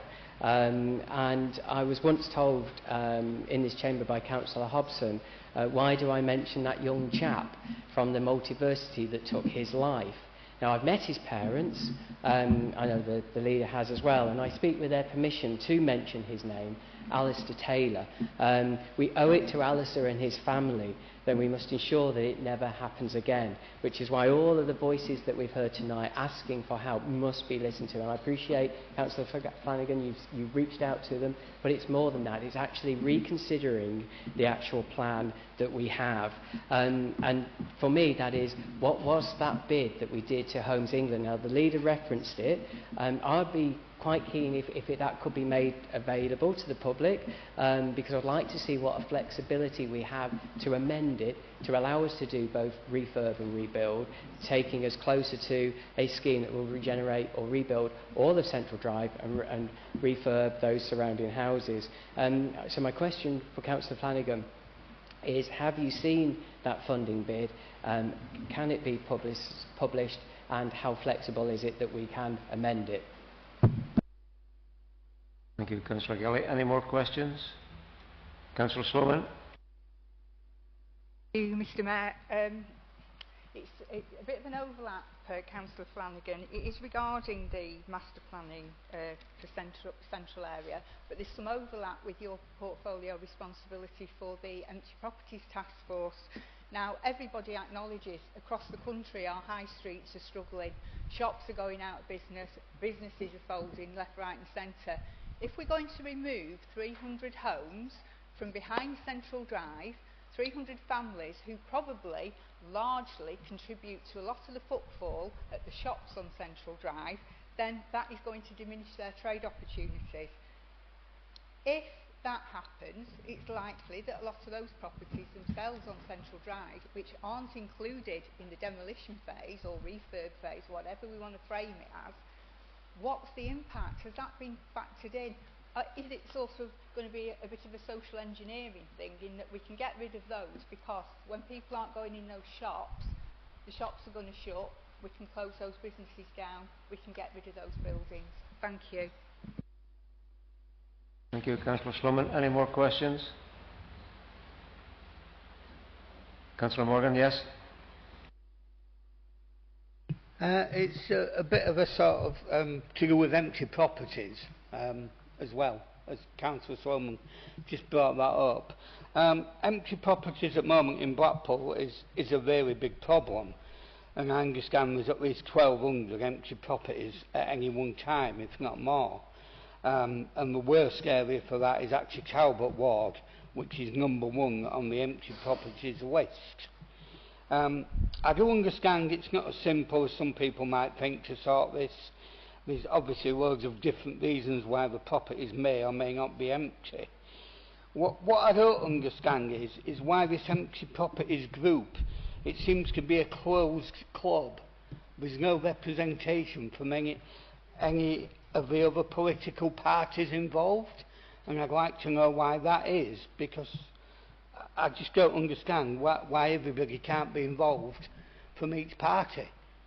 Unless, you know, some people might think there's something to hide, but I'm not saying that, but I just think really we should all be working together, and I think it would be handy to have somebody from each political party on this empty properties group so we can work together. Thank you.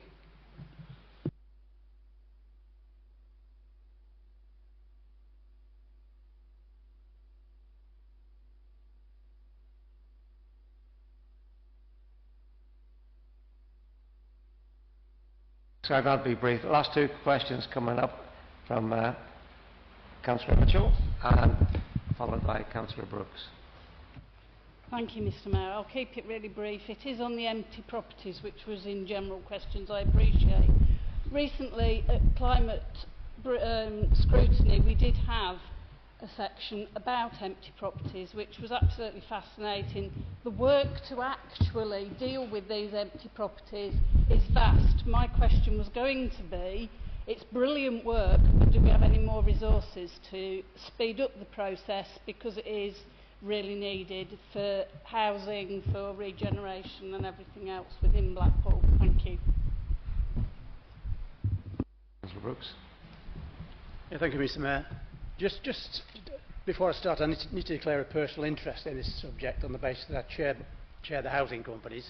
So that's the personal interest in this subject. And I suppose I've got a personal interest because I've been around the master plan from its inception, because I had the housing portfolio in 2019 when we actually secured that master plan for Bloomfield and Revo and Claremont and all that, using government funding, 60 grand I think it was at the time we got out of them, to get consultants to talk to our local residents and see how they wanted the areas transformed. And the actual master plan is a result of that, and it involved people right across the area, but certainly in the central and Bloomfield areas. And there's been all sorts of things said about this project. If you look at the badging of all these things, it's phase one. It's phase one of the regeneration of Blackpool. Homes England and the government, central government, accept the scale of intervention needed is far beyond refurb, as Councillor Williams said in her original comments. You've got to make a difference. You've got to create open space. You've got to create conditions where families can thrive. The indices of deprivation in that area are the worst in Blackpool. That's why it's been chosen. That's why we need to make a difference. And that's where we'll change people's life chances. And yes, you're right. There's 300 properties going to be demolished. Not all houses, not all occupied at the minute, but there's 300 properties going. And there's going to be a mix of tenure going back. 230 different sized properties for different families, with gardens, with parking spaces, with places for kids to thrive. And I'll just finish. People across this chamber know me. There is no way I will accept the charge of gentrification for the council tax or whatever in Revo. My ambition has always been the same. It's about social housing. It's about rented accommodation for our residents. And people in Revo need to keep talking to us. We'll look after the residents of Revo in the best possible way. And to keep referencing Alistair Taylor, it really is wrong. We've learned the lessons. We've done more consultation on this than we've ever done. And we'll continue that consultation with the residents, not with photo opportunities from people outside the area, just trying to rabble rouse. It's about talking to the residents and engaging with the community. Thank you, Councillor Brooks. Okay, Councillor Flanagan to respond. Thank you. Great, thank you, Mr. Mayor. Okay, thank you all for the many questions. I'll start going through these. So, Councillor Galley, I'll take them in order if that's okay. I read with some interest your press release this week around refurb over regen, and I do feel on occasion we seem to hit this contradiction sometimes around how we're approaching this, whether it's the refurb or the regen pattern. In your own words in 2018, you asked the pointed question, does the evidence support investing in these houses to get a better return by either buying to demolish and rebuild or buying to improve? You raised the demolition and rebuilds as an explicit option, not as a concern but as a proposition. So in 2018, demolition and rebuild was a legitimate tool exploring. In 2026, it's an affront to the community. Now, we've already spoke to the community this evening, and that does sit deeply with me, and I'm very conscious of that. So I'm not dismissing that at all. And I've already spoke about the work that's been done. You did a BBC interview in February, Radio Lancashire, speaking about the same 90 million programme, stating there the scheme had to be far more ambitious. Not less ambitious, not more cautious, more ambitious. You called for greater private sector involvement and described the current funding as covering only a small fraction of what's required. The press release argues we should scale back and focus on renovation of existing stock. So which is it? More ambitious, more cautious, bigger or smaller? The two positions for me are reconcilable. I also make very quick reference to the Blackpool Economics budget document. That makes clear your own economic analysis identifying the overconcentration of Band A and Band B properties. They account for 73.4% of the council's tax base as a structural problem. So you were calling there for a Blackpool investment team to attract private investment and create mid-rise development, which requires, some may argue, demolition of what currently stands. The council tax scrutiny review we chaired also spelt out that there was a need. I'm not going to go into this, but the recommendation 3 of the own scrutiny report called for regeneration teams to give active consideration to how those schemes may improve the council tax collection. Phase 1 of this development was cited as a pilot to gather data on the council tax impact of new development. So I would ask Councillor to clarify which position it holds. What I can tell members with confidence is this approach is consistent and transparent and grounded in what needs to be done within that sphere. I hear only too well the concerns and mistakes or the repercussions of previous developments, and that again I will reiterate sits very strongly with me, and I will work directly with the community. We've got a great outreach team working daily going around those individuals, particularly vulnerable ones, and they have been identified and we are working with them. Councillor Sloman, if I may, Councillor Sloman, empty properties, Councillor Morgan, it's probably easier to address the empty properties generally, and then if I've forgotten something, please do align to me. Empty properties, yes, we know it is a problem. Councillor Morgan, you're correct. There is around 1,200 properties that sit on a fluid list that we are trying to address. One of the strategic approaches now that we are taking, there has been some really good work already done. There have been some successes, but I agree more needs to be done, and we need to address some of the issues around some of these properties. You'll note from the portfolio now that I sit within, we are now joining up those enforcement teams, the legal teams, housing, all sit strategically within one portfolio, which will allow us to connect up the dots to try and get better responses from landowners in order to respond to those, so both residential and commercial.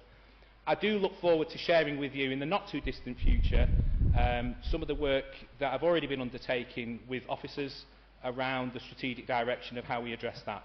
As well, you'll know we have some significant issues. We've got some properties caught in probate. That is a national issue. Unfortunately, there's very little we can do about that. That sits within a certain category. So part of my role now as under the strategic housing is to really look at our housing stock, what sits under which category, and make sure we were in a position to be able to respond appropriately. We're looking at all legal routes, and we're looking at how we can best impact those. That will be a piece of work that is already ongoing, and we are looking to develop that work. When we talk about capacity, Councillor Mitchell, yes, we do have some capacity, but it is limited. And again, part of the discussions in the coming weeks will be looking at how we can strengthen that capacity and join up better with the enforcement teams also. We have a great empty properties officer within the council who does some great work, but he is overwhelmed. So we need to look at that workload, how we can prioritise it, and how we can best work with him to ensure that it's having the best impact for the town. I've already had some conversations with some private investment, things like that, that we need to try and join up as well to see how that can be best worked. Councillor Sloman, did I answer your question there? Sorry? Thanks. Sorry, so you were talking about the properties on within the regeneration area. So I'll send you the latest figures. There has been extensive work within those businesses in that area. There is some acquisition within those properties as well. So there are some negotiations. I can't talk, obviously, around individual cases within those businesses. But there has been work done by the team, and I'll happily share that with you outside of this chamber, if that's okay. Okay? All right. Thank you. No. Sorry. So, just a minute, Right. we'll have to move on. Sorry. Yeah, I think I've answered everything. I've run out of time here, so thank you, Mayor. Thank you very Anything much. I've not responded to, please feel free to contact me directly, and I'll take it from there. I'm calling at the same time. If anyone needs a comfort break, we'll take 10 minutes now, please. Sorry, we're finished. Comfort break. Apologies.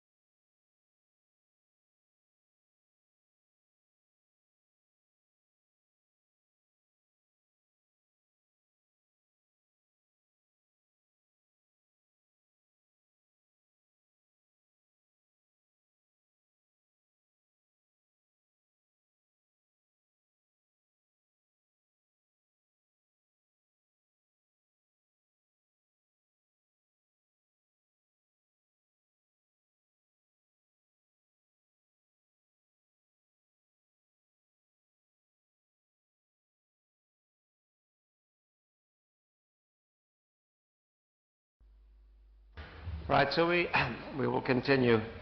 Cabinet Member for Young People and Aspiration, Councillor Benson. Any questions on development of Blackpool's local SEND reform plans?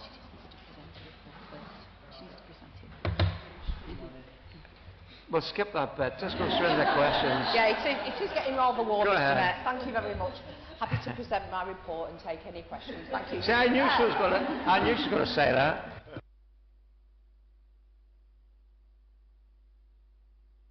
Any questions?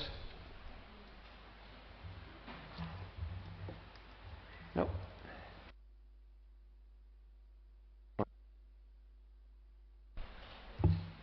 Youth advisors, youth voice, leadership and impact. Any questions on that subject?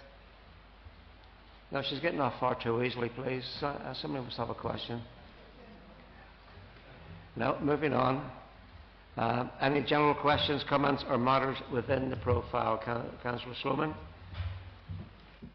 Thank you, Mayor. It's just a very current question, really, about obviously we've got all this hot weather and we've got news all over the place about schools having to close down because they can't cope with the weather, older schools that don't have air conditioning. I haven't got air conditioning at home. I'd be furious if my kids were sent home from school. Now to, well, 20 years ago, 30 years ago I would have been. I just wondered how resilient are our schools when we have a severe weather emergency like we've got now. How many Blackpool children are going to have to be sent home from school because the schools can't open? Thank you. Councillor Williams? Yeah, thank you. Do you want to answer them one at a time? I'll do one at a time. One at a time? Yeah. Oh, carry on. Jumping up and down. Keeps me cool. Yeah, thank you, Councillor Sloman. I did check before I came out today. I'm not aware of any schools that are closing, but we do not have a blanket policy as a council, and it will be down to each individual school. And I'm sure that they're advising parents to take water, sun cream and hats. I know anybody that's got small children, that, you know, that would be the first thing, but we don't have a blanket policy at the moment. It is exceptional. But and as far as aware, I don't know any schools that are closing, but it'll be up to each individual school. Thank you. Councillor Williams, did you want to speak? Thank you. It was less of a question. Well, I suppose the question is asking you to pass on thanks to the Project Search team. I was only able to attend the graduation this year for about half an hour, but I wanted to get there to because I'm fortunate, like the Chief Executive and Councillor Benson and Councillor Farrell, we get to meet these young people at the start of that journey. And also working in Bickerstaff, get to see them each day, and they go from not wanting to get in the lift with you, being mortified and thought that you might speak to them, to then, you know, being when you're having an interview in the courtyard, interrupted by them shouting, "Hiya," over. I mean, it's amazing to see what that, how much that, the confidence it gives to those young people. One of the graduates on this year, when we first met her, she would only talk to you under the cover of her hair, and there she was at graduation, talking very proudly about her achievements. They were, you know, an amazing group of people, and you know, their resilience and their courage, actually, to, you know, to enrol, and you know, I just think it's a wonderful scheme. But the staff do need, you know, our thanks, their dedication. You know, it's something we should be incredibly proud of, that is available for those really great young people. Thank you. Thank you. Thank you, Councillor Williams. Yes, unfortunately I couldn't go to this year's ceremony. I had a work commitment, but it's probably the highlight of our year to be invited to Project Search graduation. These are young people that you see them on that journey, and it raises their confidence, their aspiration. But also I'd like to just thank some of the contributors and some of our companies that actually, we've got Envico, Sandcastle, The Cliffs, BTS, that's just our leisure services and the zoo. And to see them, they come, like Councillor Williams says, and they're very shy. And at that graduation, they get on that stage and they tell everybody about that journey, and there's pictures of what they've been doing and whatever. And some of them actually, and jobs. There is a young lady that's possibly one of our favourites. If you ever get to meet this young lady, it's absolutely wonderful, and she's now working at Showtown. Thank you.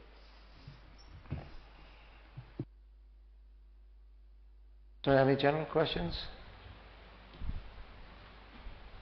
Councillor Cooper? Sorry, it's more of a comment, Councillor Benson.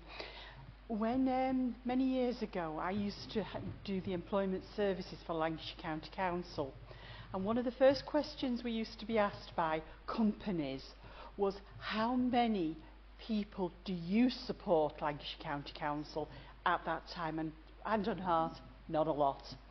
And I just wanted to say how well Blackpool Council do for putting their money where their mouth is with regards to employing people who may otherwise not have the opportunities to develop into the people that they have the capacity to become.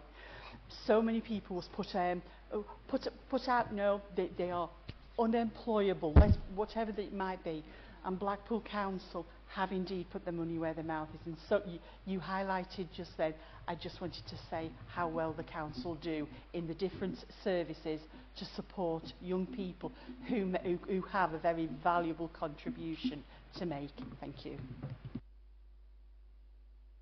Yeah, thank you, Okay. Councillor Cooper. It's more of my colleague's, Councillor Hobson's portfolio, but just want to talk about the care leavers and how our jobs in the family firm and other members of the corporate parent panel, how that panel sits and we look after our young people and jobs are available in our family firm for our young people. So yeah, that's just another example of how we support some of our young people. Thank you, Mr. Mayor.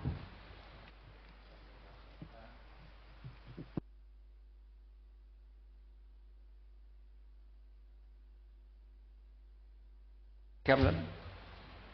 Member for Street Scene and Highways. That'll be Councillor Burdass. First one, do you want to do your report? Do you want to go through your report? Yes, Mayor. Before I present the report, I'd just like to say, since November last year, in highways we spent 5.7 million resurfacing 55 roads, and this is up to the 1st of September, and we are in Q3. There will be a further 19 completed. So last full council meeting, I did say that this work was carrying on at a pace, and it certainly is, and it will continue. So with that, I'd just like to thank the Highways team. I know they're working really, really hard and as fast as they possibly can.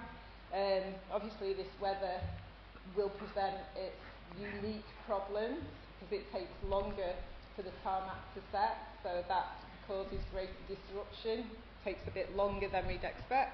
However, we're doing everything we can to deliver on our mission for improving the highways network in Blackpool. So on that note, I'd like to thank the team for doing sterling work and present the report as written and take any questions. Thank you, Mr. Mayor. Thank you. Yes, any questions on the highways update? Councillor Sloan. Thank you, Mayor. I think it's absolutely fantastic that we spent £6 million sorting our roads out. That's fantastic. And it's fantastic that we've sorted out 15,000 potholes and that we are 9th in the league table of sorting out potholes. It does beg the question, though, had road surfaces been attended to at an early stage, they might not have developed into potholes. Therefore, that money could possibly have gone a little bit further. Now, I'm probably going to bore a good few of you to death for the next few minutes, but I have got one person sat at the back there who might be interested in what I'm going to say.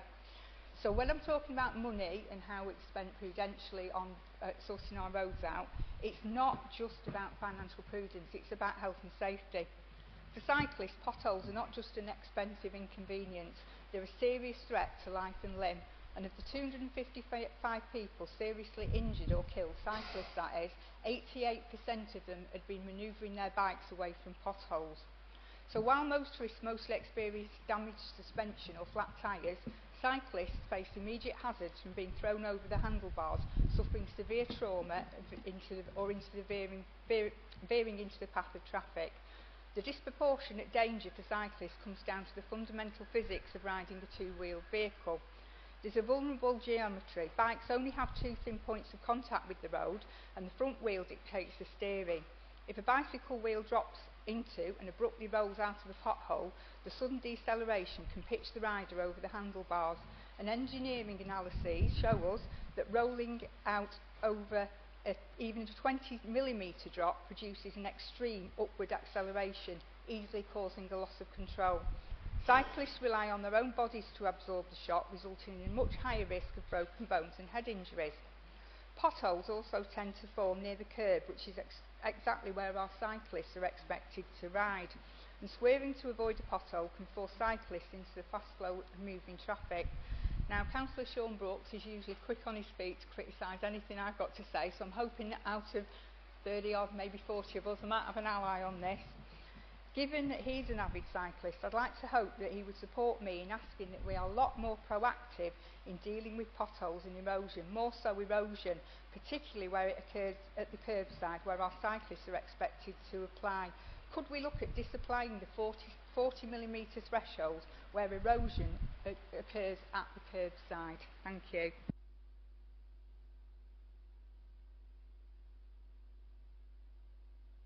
All questions at once? Yep. Okay, Councillor Benson? No? Of course you can. Council needs to agree it for voting purposes. Did it really?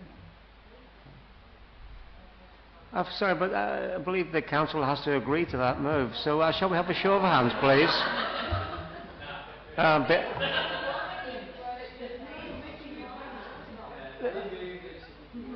Yeah. Carried? Right.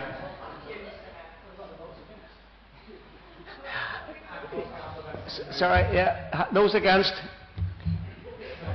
Abstained? It looks like it's carried. You're welcome. Yeah, I thought you wanted to ask another question. Sorry, back to reality. Councillor Burress, do you wish to answer that question or take them all together? All together? Mr. Brooks, Councillor Brooks? Thank you, Mr. Mayor. It's amazing that you've come out with that tonight, because I've got a typed out statement here about cycling that I was going to ask to Councillor Burdess. So I'll take your point about the potholes, and it is a big thing, but where you see them, please report them in, because it could save a life, as you say, and they are quite, they do with priority order, as you know. So if they are dangerous and they are going to be an issue, get them in, get them sorted. But my question was going to be that I welcome all of the investment in highways and the lighting that's in the park, which will make a huge difference. But there was an announcement this week that the Lloyd's Tour of Britain women's cycle race has chosen Blackpool for the second stage finish, and that's rightly going to create a booming interest for cycling across the town.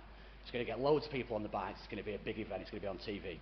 Now, as a cyclist in Martin, I'm lucky to have access to some key infrastructure lanes. There's a wildlife route, there's the Park Explorer route, and there's the National Cycle Path 62 that all meet and come through the ward in some places. We've also got several toucan crossings. Now, these dedicated cycle routes do make cycling safer, they're quicker, they're easier, and it's a credit that they exist. However, some of the signage that we do have at the ends of the routes can easily confuse vulnerable road users, and it was a surprise to me when we looked into the maps that none of the dedicated lanes or clearly marked routes that run from Martin go through to the south of the town. Now, there was a timely email this week that we all received from Friends of the Earth that told us what the residual air pollution was in our wards. Now, Martin, I was quite surprised to find, was among the higher wards, as was Clifton and Horside that adjoin it. Now, if we're going to meet the WHO target of 5% rather than 7.7 and 7.6, which is already below the England target, by the way, we're already meeting that, better cycle access and connectivity will be key to it. So after speaking with our officers this week, because I went and did the work rather than just bringing the questions, and that's not a go at anybody, but I figure that's the way to do it. It's clear that a lot of work has already been done, and there's a thorough Lancashire-wide plan already in place, but the Blackpool section of the plan doesn't appear to include any further connectivity for my residents. Whilst we've benefited in my ward from roads being resurfaced, it would be great to have the cycle lane sorted as well. So my question really is, will the member meet with me and our dedicated officers to discuss how we can best use the Active Travel England money that's already been allocated to better improve signage of the key existing routes and shared spaces in Martin, increase the awareness and across the town, and to ensure cyclists just know where they're going when they get to the end of the pinch points. Because busy pinch points, things like Preston New Road, at the edge of the park, where they suddenly disappear, I believe could do with a bit of work in making them a little bit safer. if we can look at doing something based on the Toucan crossings between our wards where there's currently no cycle lane, that would also be excellent. It's a great way to get around, basically. I'd love it to be more accessible. I'd love it to be safer. So we'll speak with me and just see what we can do to make it a little bit better. Thank you. Thank you, Councillor. Any more questions? Yes, Councillor McKellar. Thank you, Mr Mayor. It's more of a thank you to the Highways team. I just wanted to thank them for listening to residents and us councillors' concerns in Bispham Ward, for confirming that they're going to be shortly resurfacing roads in our area, namely Montpellier Avenue, Waller, Davenport, Caxton, Rivington, Everest Drive and Gregory Avenue. They do a very, very difficult job, particularly in weather like this. These resurfacing works are extremely welcome. They're not a stick and plaster, and I'm glad we're doing the job and getting on with it properly. I'll continue to speak up for residents on road improvements, and will try, obviously, my best to secure further resurfacing works in the future. And I would urge residents to continue reporting potholes, as our highways team are highly responsive to these reports. So, thank you. Thank you. Any more questions? Councillor Sloman. Second. Yes, still on highways, yes. Thank Sorry, you. my apologies. Thank you. Thank you for your report again, Councillor Burgess. You make reference in your report to following the opening of the new junction arrangements, some larger rigid HGV vehicles experienced difficulty completing a right turn movement into... You can't hear me? Sorry, go ahead. Mr Mayor, Councillor Solomon may well have a wonderful point to make, but she hasn't answered the first question. The rules of the debate are you can ask supplementary questions, but not till you've had an answer to the first question. Sorry, the Mayor invited me to speak. Yeah. Do I speak?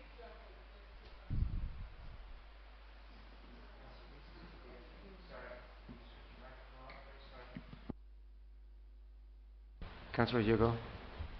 Thank you, Mr Mayor. Just in response to the questions around cycling and active travel, I think this is one of those times when portfolios cross over and active travel comes under my area along with climate change, and as Councillor Brooks points out, its contribution to air quality, etc., etc. And there is a team who are going to regroup to look at improving the cycle areas across the town, and absolutely we'd be very pleased to welcome Councillor Brooks and anybody else that might be interested to come and talk to us and find out more about how we can do that within what is a tight budget. Thank you.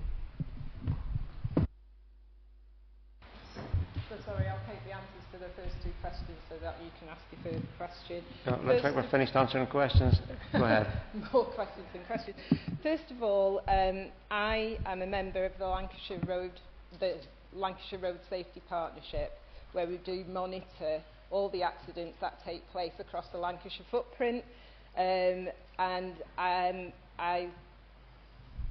Blackpool, there are few, if any, cycling accidents of the extent or the gravity that you've described, but where those accidents are reported, we monitor them, and obviously we will act on that kind of information and those kind of incidents. So we are monitoring them regularly as a county-wide kind of effort. Again, the roads are constantly surveyed through the GACE surveys, and the roads are prioritised for surfacing, as you can see. Yes, we take on board what you've said about fast action on potholes to prevent them becoming huge problems. Absolutely, we know that, but we do what we can and what's of the highest priority. Where there's a larger area, we have to attend to the larger area as priority, and we have to attend to the roads that have the highest kind of the highest usage, the highest traffic volumes. So those routes into Blackpool will take the highest priority, but where there's a case of safety, then obviously we're going to act on those immediately. And in response to Councillor Brooks, what he has tabled, absolutely, we're happy to work with you and all cyclists and anybody of those with those interests to make sure that any kind of changes and developments are accounting for the needs of all road users. So absolutely, we hear you, and we invite you to make those comments so we can make the improvements for everyone. Thank you, Mr. Mayor.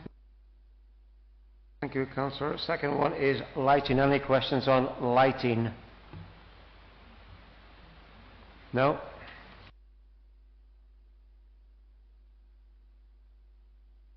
Be general questions now. If anyone wants to ask a question, Councillor Sloman. I'll ask it as a general rather than particularly to do with highways, although it is to do with highways. There is, in the context of your report, there's an oversight by the consultant and designer who did the road going into the new enterprise zone so that the vans and lorries couldn't turn around. I just wanted to ask, is the cost, any costs that have been borne from that mistake being borne by the consultant and designer, or are we paying for it? Thank you.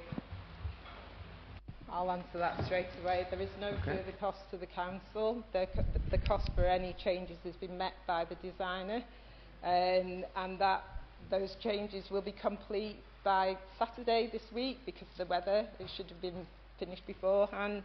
I hasten to add that since that complaint, since that incident happened, there were no further observations of that nature. So it's not just about the design, it's about the changing driver behaviour and becoming accustomed as drivers to the new road layout. That is also part of the problem.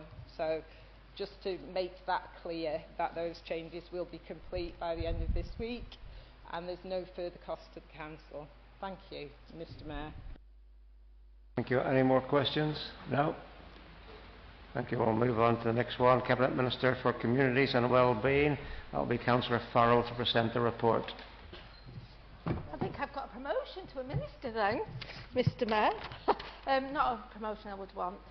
Before I present my report, I would like to take the opportunity to say a huge congratulations to our library service, particularly the Engagement and Access team. The team won the Libraries Connected Information and Digital Award for the groundbreaking tech experiences they have provided for young people. Last year, young people from the Magic Club had the opportunity to take part in a project called Explore Tech, Expand Worlds in partnership with the Arts Council. The young people enjoyed hands-on VR workshops where they built and animated and explored their own custom 3D environments. I had the pleasure of being able to experience their work via a VR headset, and it was the first time I've ever done that, and it was an absolutely amazing experience. And they all did an amazing job, and they told me how much they enjoyed being part of the project. So well done to everyone that was involved in that project. I'm happy to present a report and take any questions, Mr. Mayor. Thank you, Councillor Farrell. Domestic abuse strategy. Any questions? Councillor Sloman. It's a general observation and a question for all of us. I was absolutely horrified to see on social media and the wider media the comments made by Sarah Poaching MP in respect of domestic violence and the links to football, and clearly shifting the narrative away from the victims to the causes. Refuge, who is the UK's largest domestic violence charity, issued the following response. Refuge is deeply concerned by a highly inappropriate social media post from Sarah Poaching MP suggesting that England should win more men's football matches than to reduce domestic violence. This is not only misleading but could allow perpetrators to evade accountability.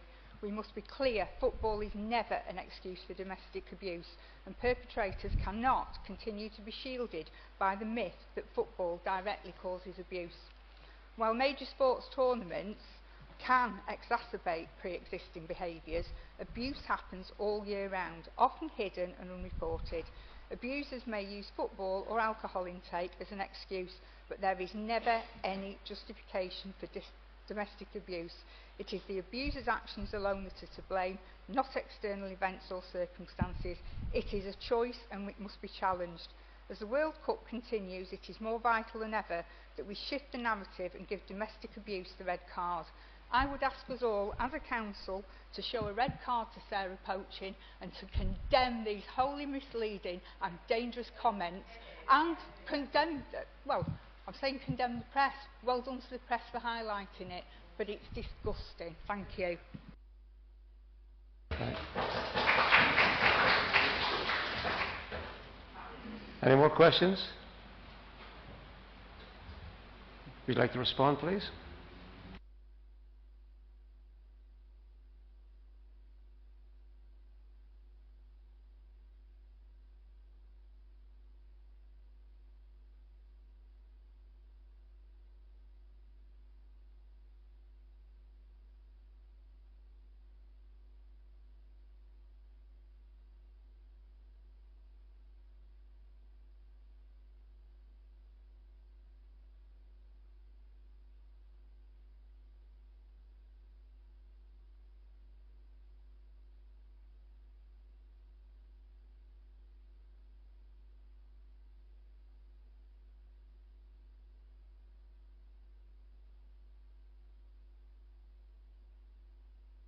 So who's speaking? Yeah. So life expectancy at birth data. Any questions on that section? No? General questions? No? Moving on. Children's Services, this will be Councillor Williams. Are you going to introduce your report?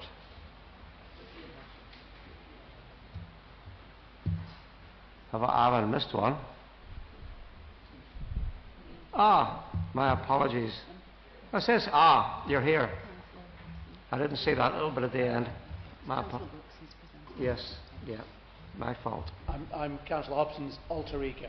I present the report as written, and I'll try and answer any questions or take them away for an answer outside council. Dare I say the better looking alter ego? Oh, carry on, sir.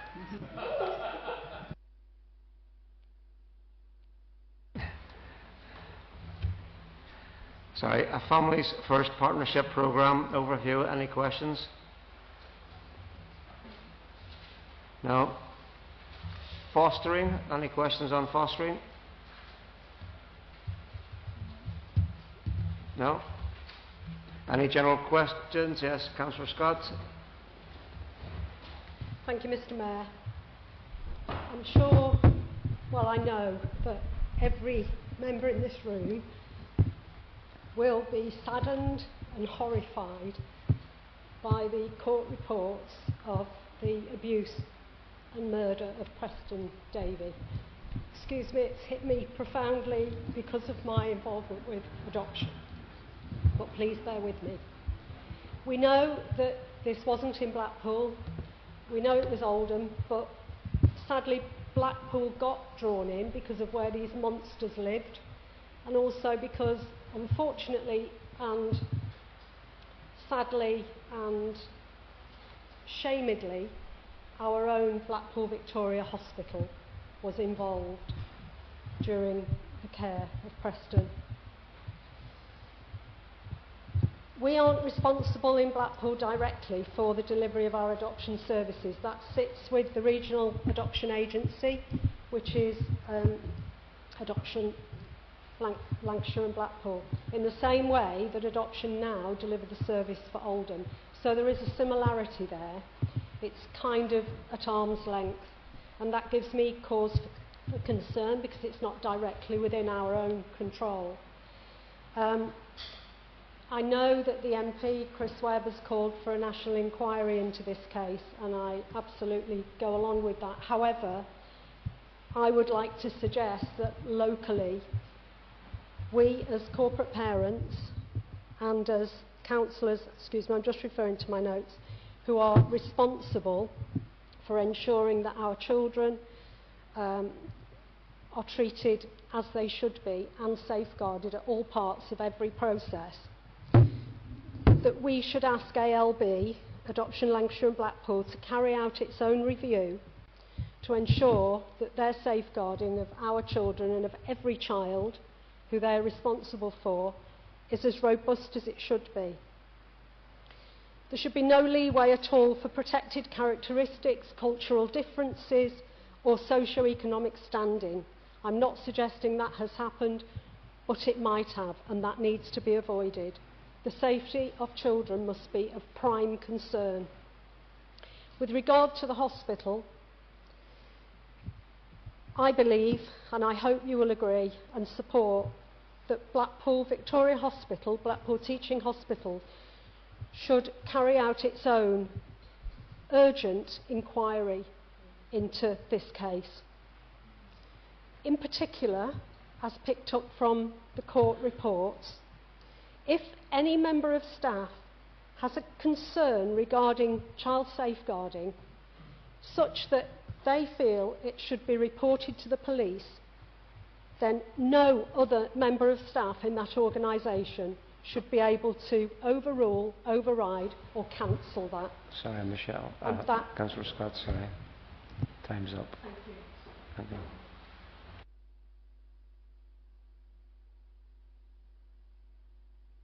Yeah, Councillor Paul Gilly. Thank you, Mr Mayor. Today, the Independent Grooming Gangs Inquiry, Mr Mayor, announced the first areas selected for local investigation. They were Oldham, London, Bradford and Keighley, and Robbie Moore, the MP for Keighley, has played a leading role in making sure Bradford and Keighley were included in that. Now, these are the first areas that have been included, and we know that more will be included at a later point, Mr Mayor. For victims and survivors who have spent years fighting to be heard, this feels an important step forward. Those seeking justice have had their voices silenced for too long. My question for Councillor Brooks on behalf of Councillor Hobson is, what steps are Blackpool Council taking to ensure that we are one of the next areas considered and included for an inquiry? Sorry, thank you, Councillor Gill. Sorry, I ignored you, I believe, Deputy Mayor. My apologies. You may ask your question now. Thank you. Very difficult, actually, to ask this question and follow that. But with children's placements currently reporting a £7.7 million financial pressure and Send Transport a further £800,000 pressure, the Council is rightly placing greater emphasis on early intervention through Send Reform and the Families First approach. Given the Council's challenging finances, could the Cabinet Member outline the recovery plan and explain what evidence members should expect to see over the next 12 months, given this investment in early intervention, and that it's genuinely reducing demand while improving outcomes for children and families? Thank you, Mr Mayor. Councillor O'Neill. I just want to thank Councillor Scott for what she said there. It's a very difficult subject and one that I'm sure we all agree on. So many topics were covered and we agree with everything you've said.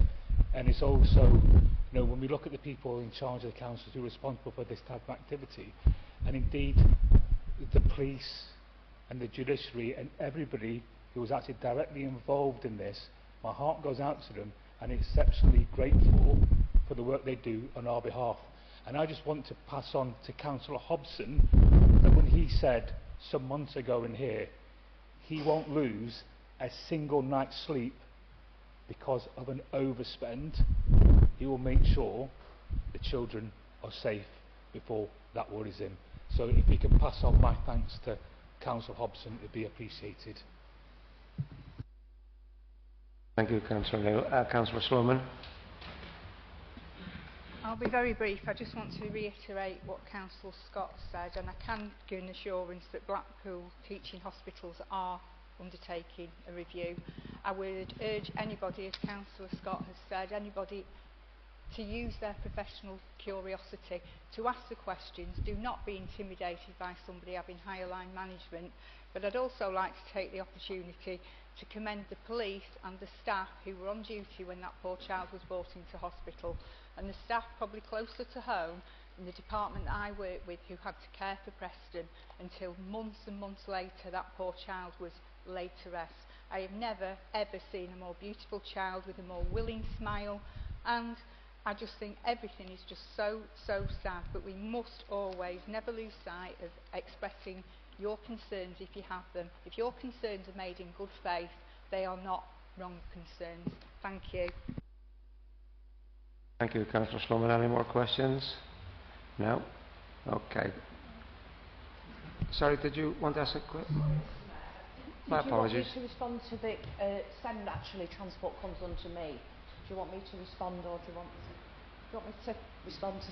Yeah, I did have something prepared, so I thought this may come up. So last year our commissioning team did look at the cost of send transport, and their intention was to try to identify any cost savings.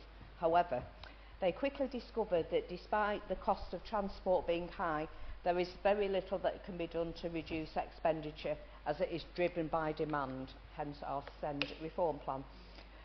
That demand is from young people who meet the threshold for transport, and this is increasing. The conclusion of the review is that the service as a whole is grossly underfunded, and this is putting a major strain on the service and its staff. Also, there are genuine safeguarding concerns. Senior officers are well aware of our concerns, and we've opened up talks with Lancashire County Council. Like many authorities, they are facing similar rising costs. We're hoping for there may be opportunities for partnership work to generate economies of scale. It's just demand and a service that is very much under pressure. Thank you, Mr. Mayor. Thank you, Councillor. Councillor Hobson. Yeah, thank you, Mr. Mayor. First of all, I think we're all deeply saddened by the news of Preston Davy and the coverage it's attracted. But I have got a prepared statement. I expected this to come up.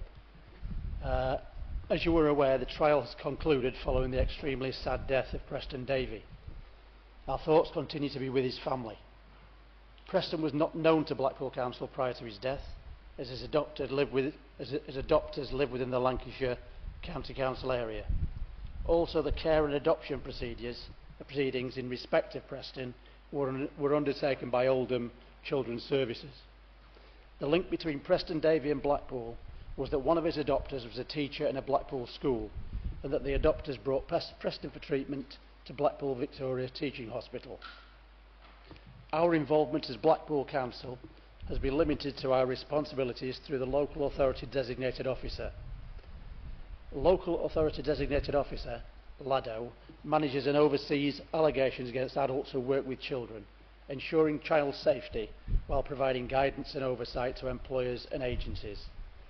The LADO does not conduct investigations directly, but oversees investigations carried out by employers or relevant agencies, ensuring they are timely, fair and thorough. To do this, they work to coordinate agencies such as the police, children's social care, employers and regulatory bodies to ensure a consistent and thorough response. Blackpool LADO is currently working alongside partner agencies to identify whether further investigations are needed in respect to the actions of any other individuals in regard to Preston. Given the nature of these inquiries, it would be inappropriate to comment further.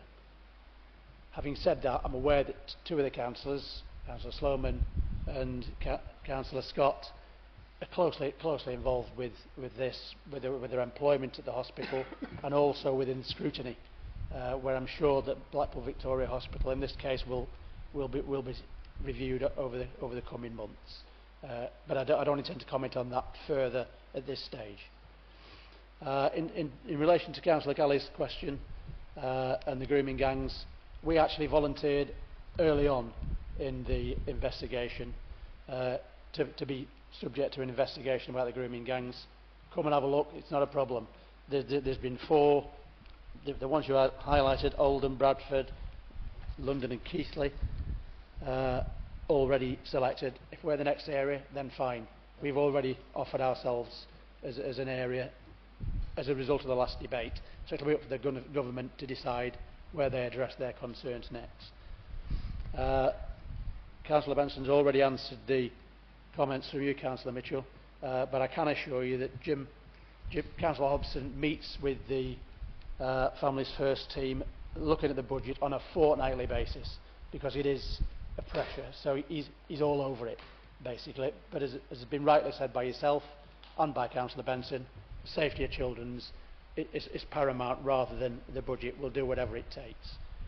I'll pass on your thanks, Councillor O'Neill, to Councillor Hobson. I'll tell him what a wonderful job I did in his stead when he watches back.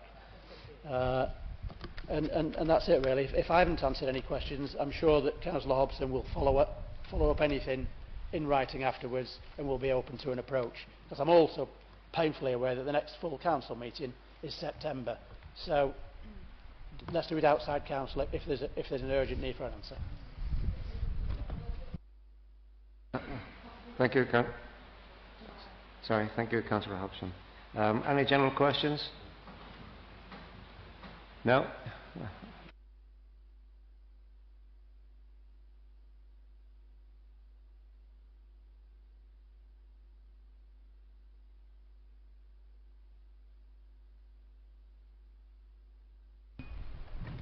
Thank you, Mr. Mayor. Happy to present the report on behalf of Councillor Smith.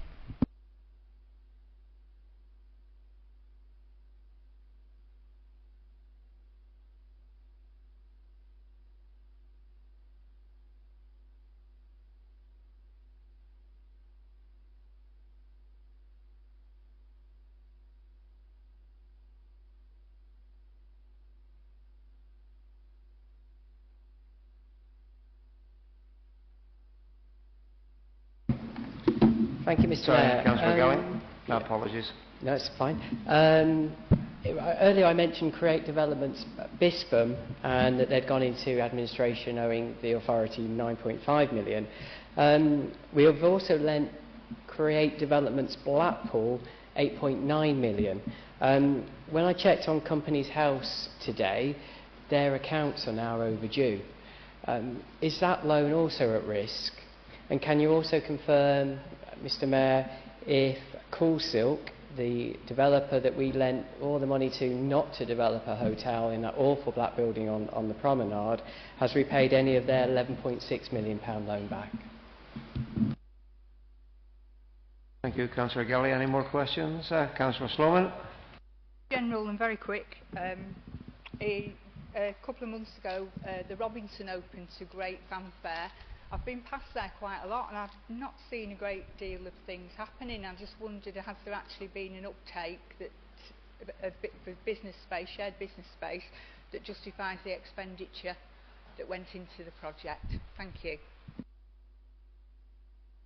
Thank you, Councillor Sloman. Any more questions? No? Thank you. Councillor Galley, I'm not going to attempt... Sorry, is that okay? You looked surprised. I'm not going to attempt to try and answer that question, because, as you're aware, it's Councillor Smith's portfolio, and that I don't want to misspeak in any way whatsoever where these large sums of money are in question. So we'll get a written response in relation to that. Councillor Sloman, in relation to the Robinson, I'm pleased to let you know that we have 8 new confirmed tenants moving into that. That's as well as the original 6. So we have now a 35% occupancy and several more inquiries in the pipeline. There are 7 car park spaces available, and they've all now been purchased or let. So that's really positive. The meeting rooms as well, of which there are 6, they're seeing a good rate of bookings. Where it's not so positive, a little bit more challenging, is with the co-working spaces. But this is the only purpose-built co-working space in Blackpool, so we're hopeful that once word gets out a little bit more, there'll be a better uptake in those spaces. But so far, a slow but steady start to the beautiful space that is the Robinson. Thank you. Thank you, Councillor Hugo. Moving on to the Combined Fire Authority report, which will be presented by Councillor Jackson. Thank you, Mr. Mayor. Thank you. I consider it a privilege to be on the Fire Authority, and I'm sure that Councillor Hugo and Councillor Baker feel the same. I've been on the authority now, I think, about 15 years, and over that period I've seen an improvement every year in the work that the Fire Authority does. And I think we mentioned at the last meeting about the fact that we are now the #1 fire authority in the country. And every meeting is about trying to make progress, and it's not just about dealing with fires, it's about road safety, it's about educating people on how to drive a car, not to drive when they're drinking, not to do drugs. And the work they do going to the schools and the colleges throughout this county is absolutely amazing. And I'd recommend everybody to, if they have the opportunity, and I think I've said this before, to go to these meetings and see what the wonderful job they do. I think one of the disappointments is that we can't prove in facts and figures that what they do makes improvements, but we're absolutely sure that it does, and we feel the evidence could be found and would be better done. I had the last meeting that the minutes are down for, I had the privilege of thanking everybody in the Fire Authority, the police, Blackpool Council, for the work that they did in the town with the fire at South Shore. And I think it was a coming together of, I've forgotten the phrase, the blue something. Blue lights. Blue lights. I knew I'd forget something. The blue lights. And it was a really good example of how they worked together to do that work in South Shore. And I think the people in South Shore who were affected by it appreciated their help and the service that they did. So I'd like to recommend the report to you. We had another meeting not last week, the week before, the strategy meeting. It's not a meeting where we make decisions, it's a meeting where we talk about what is going to happen in the future. And there was talk about us making sure that the money that we have is spent efficiently, and to make, I've forgotten the phrase again, about savings. And it always worries me when they talk about cutting costs to save money, and I always have that fear that what they mean is services may be cut. And I think that applies in council meetings along the country. Thank you, Councillor Jackson. How long can you keep reducing the money? I've got the red light. Sorry. Yeah, that's what and not reduce the services. Well, I recommend the report to you. Thank you.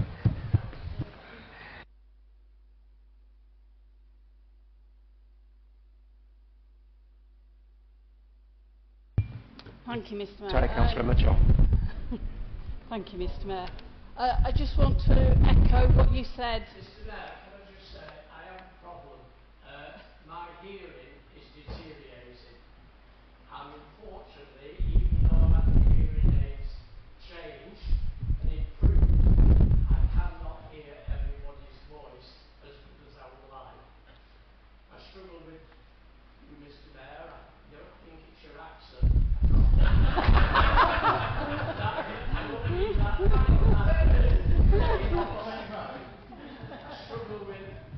You always go with me, Frank.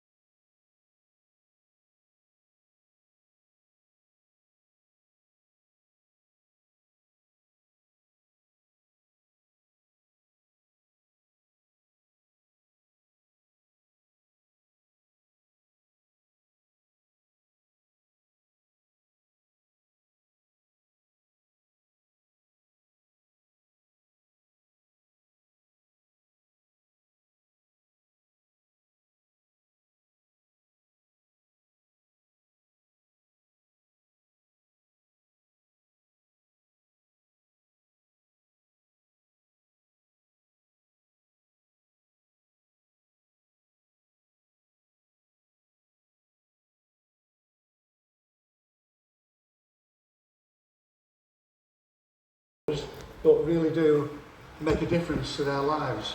And if you're interested, the next presentation for Blackpool for the King's Trust is on the 23rd of July at Holy Trinity Church at midday.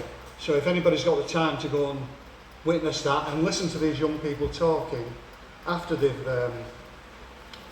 done their 12-week course, then it's well worth going. Thank you. Sorry, any more questions? Councillor Jackson, would you like to respond, or do you need to respond? I'd like to thank for the comments that they made and the appreciation that they have for the Fire Authority. I was going to get up and remind you with Mr Mayor, you'll be invited, no doubt, to these King's Trust events. The last Mayor, I think, attended every one that took place during the year, and it's a wonderful experience. Seeing young people who may have had very bad circumstances in their life, they've maybe got into trouble and they're looking to improve, how honest they are about the faults that they've had, mistakes that they've made, but how determined they are to make progress. And it's a wonderful scheme, and it's a credit to the young people, the Fire Authority and all those who help. It's amazing how many people in Blackpool and companies help that event and support it, and it's well worth going to. Thank you, Mr Mayor. Yes, thank you, Councillor Jackson. We've had them in here already on one occasion, Councillor Jackson. So we've already had them in here on one occasion so far, and we're going to be seeing them again. It's a very, very good organisation. Thank you. Thank you.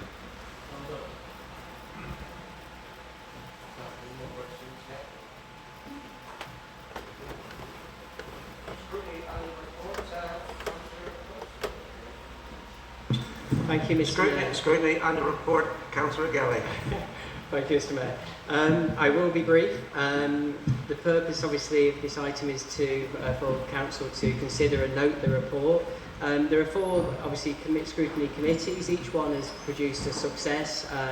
The chairs, the vice chairs, the committee members have done a great job, and I think that's reflected in the feedback that we've had. If we can draw some highlights, tourism has done a lot of work around regeneration and selective licensing, climate. We've obviously talked a lot about sea defences, beach nourishment, and some really important work there. And adults, the level of public engagement for yourself, Councillor Webb, and the way you addressed lots of that constant issue we had with the partners, external partners who didn't get scrutiny, was also a big highlight. So well done, and I know you hand it back over to Councillor Critchley. It's a very long night, is in great order, so well done. In terms of children's, Councillor Flanagan, you've left it in great shape. I think that was reflected in the conversation we had with an external body together. And I know some of the work you've done, and there's going to be a lot of public interest in the child exploitation work and scrutiny that you did. For myself, personally, as the chair of the Scrutiny Leadership Board, I'm really pleased that financial performance has been switched directly into those committees. That means we can ongoingly, throughout the year, ask the officers how are they getting on with managing their budget against target, rather than it just constantly coming to us in February. It still does that because it's the capture all, but February's too late. It needs to be done 12 months through the year, and that has happened, so I'm really pleased with that. And last but not least, there's two things I must thank Sharon. Without Sharon keeping me on the straight and narrow, I don't know where it would be. So a huge thank you to you, Sharon. And I promise to use the remaining time that we have as a council.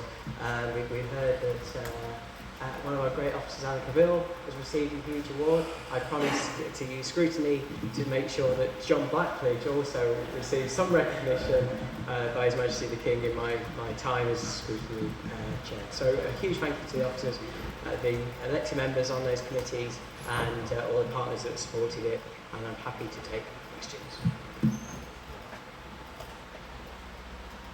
Right, are you going to do you have to propose the motion?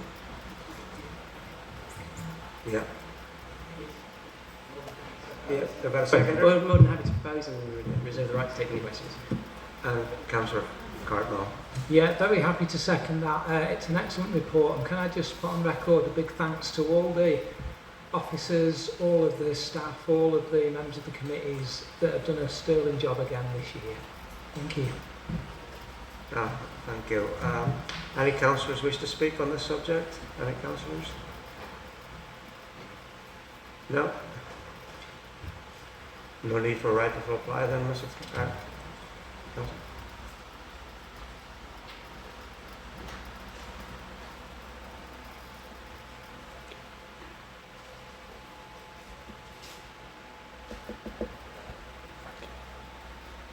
So we're going to have a vote on that motion. So, please, just a show of hands. All in favour, raise your hand, please.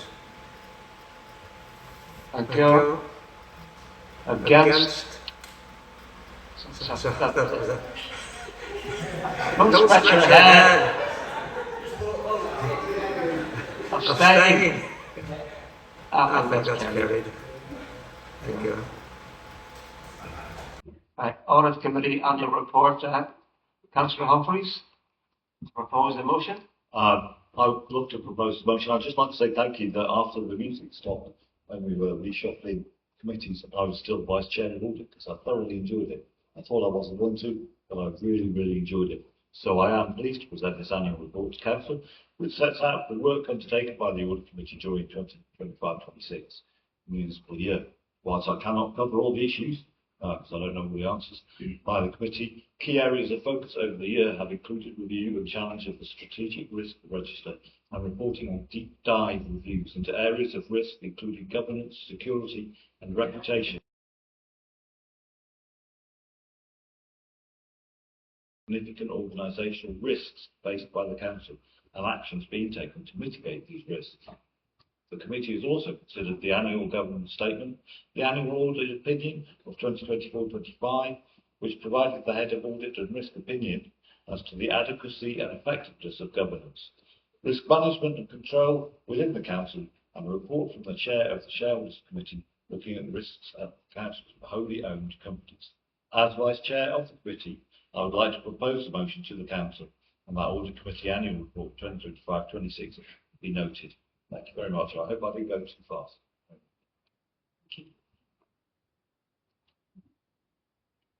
So you're going to propose the motion? Oh, I proposed it. Seconder? Thank you. Yeah, happy to second the motion. Just want to give thanks to David Smith and David Webster, our independent peoples, obviously to our audit team. Been a lot of work going in now, so nice speaking to you. Right. Thank you. Any councillors to speak?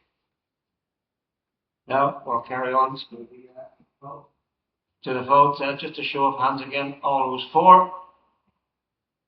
Thank you. Against? No? Abstain? Thank you. That's carried.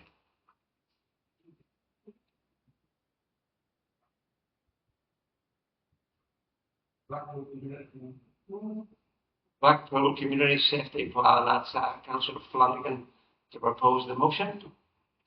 Thank you, Chair. I'll keep it very brief. I'm conscious every time I stand up, another layer's gone, so better hope it's not many other items. I'm just proud to stand to commend the adoption of the Blackpool Community Safety Plan.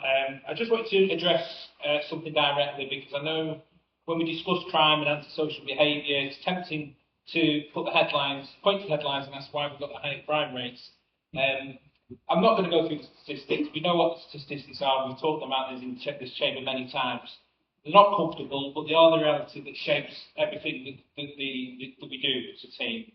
On top of that deprivation, Blackpool carries an additional challenge that no England town faces. We are one of England's busiest visitor destinations. We have transient visitor populations, high density accommodation, major transport hubs, etc. These aren't excuses, they are conditions within which our officers, our partners and our communities are working every single day. And I'd like to say, anyone that wants to criticise, ask yourself what a comparable plan looks like in a similarly deprived, similarly complex resort town, because there is no comparison to make. What I can tell you is, since 2021, overall crime in Blackpool has reduced by 0.5%. That reduction happened despite everything I've just described. It happened because of the partnership approach this plan builds upon and strengthens. The Community Safety Plan brings together Blackpool Council, the Police, Integrated Care Board, Blackpool Teaching Hospital, Public Health, Fire and Rescue, Probation Service, Ambulance, Blackpool Coastal Housing. This plan will make a difference for the residents walking home at night who deserve to feel secure, for the families, the children, and for our multi-agency response that wraps around them. For the visitors coming to enjoy our town, who should leave feeling Blackpool is a place is proud of itself and looks after its people. Mayor, the challenges we face are real, they are significant, but so is our determination, and I condemn this for all to the council. Thank you. And to propose the motion? I don't condemn it, I commend it.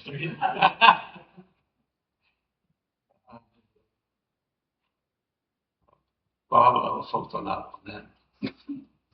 I'll second. I'll second that and reserve the right to speak to any question. Yeah. Thank you. So, any councillors to speak? No questions? Okay. Once again, we'll have a little vote, so I just need a show of hands, please. All those for? Against? Abstain? That's carried. Thank you very much.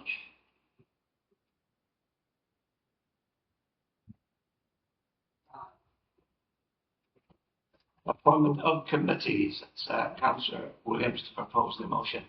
Thank you, Mr. Mayor. Yes, to move the motion. Thank you.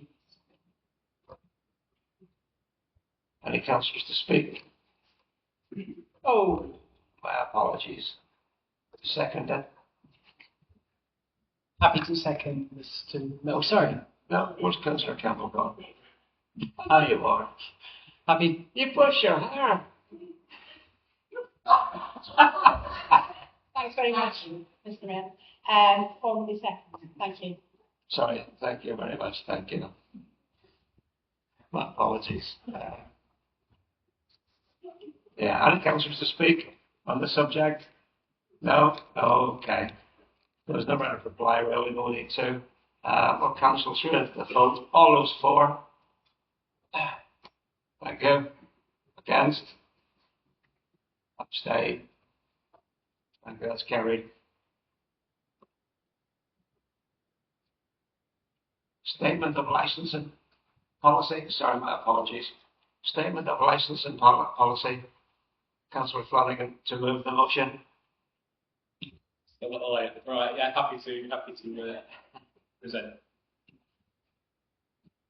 Any seconder? Councillor Campbell? Formally second, and I'd just like to point out, not only have I brushed my hair, it's tied back to me, so that's the... Very nice. It's very nice. Councillors to speak? Any councillors to speak? Councillor Walsh? Thank you, Mr. Mayor. It's more of an observation, Mr. Mayor, if we can. As we all know, Blackpool faces severe, long-standing alcohol-related challenges, with addiction rates and alcohol-specific hospital admissions nearly 3 times the national average. Why is that an issue to me? Well, something that's changed in Blackpool for the first time that I've ever seen is takeaways now. You can buy alcohol in more takeaways than you can in restaurants.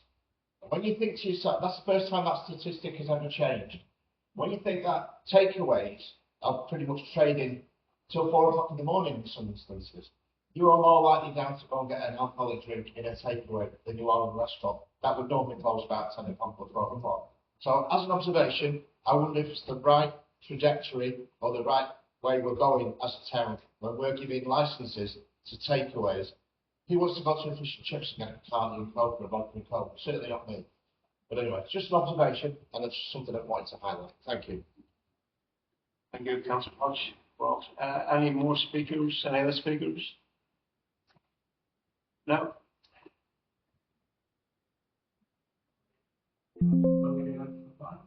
Again, keep it brief. I take that on board, Councillor Walsh. I'm not familiar with the figures. Yeah.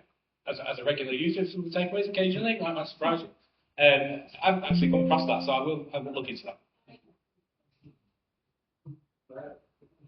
Okay, so on the statement of licensing policy, we'll have a vote on it, please. All those for? All those against? Abstain? And carried.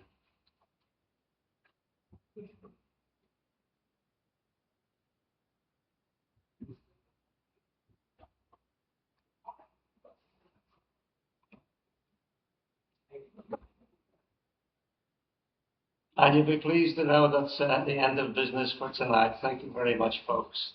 Hopefully, next time you come back, my throat will actually be working properly. Thank you.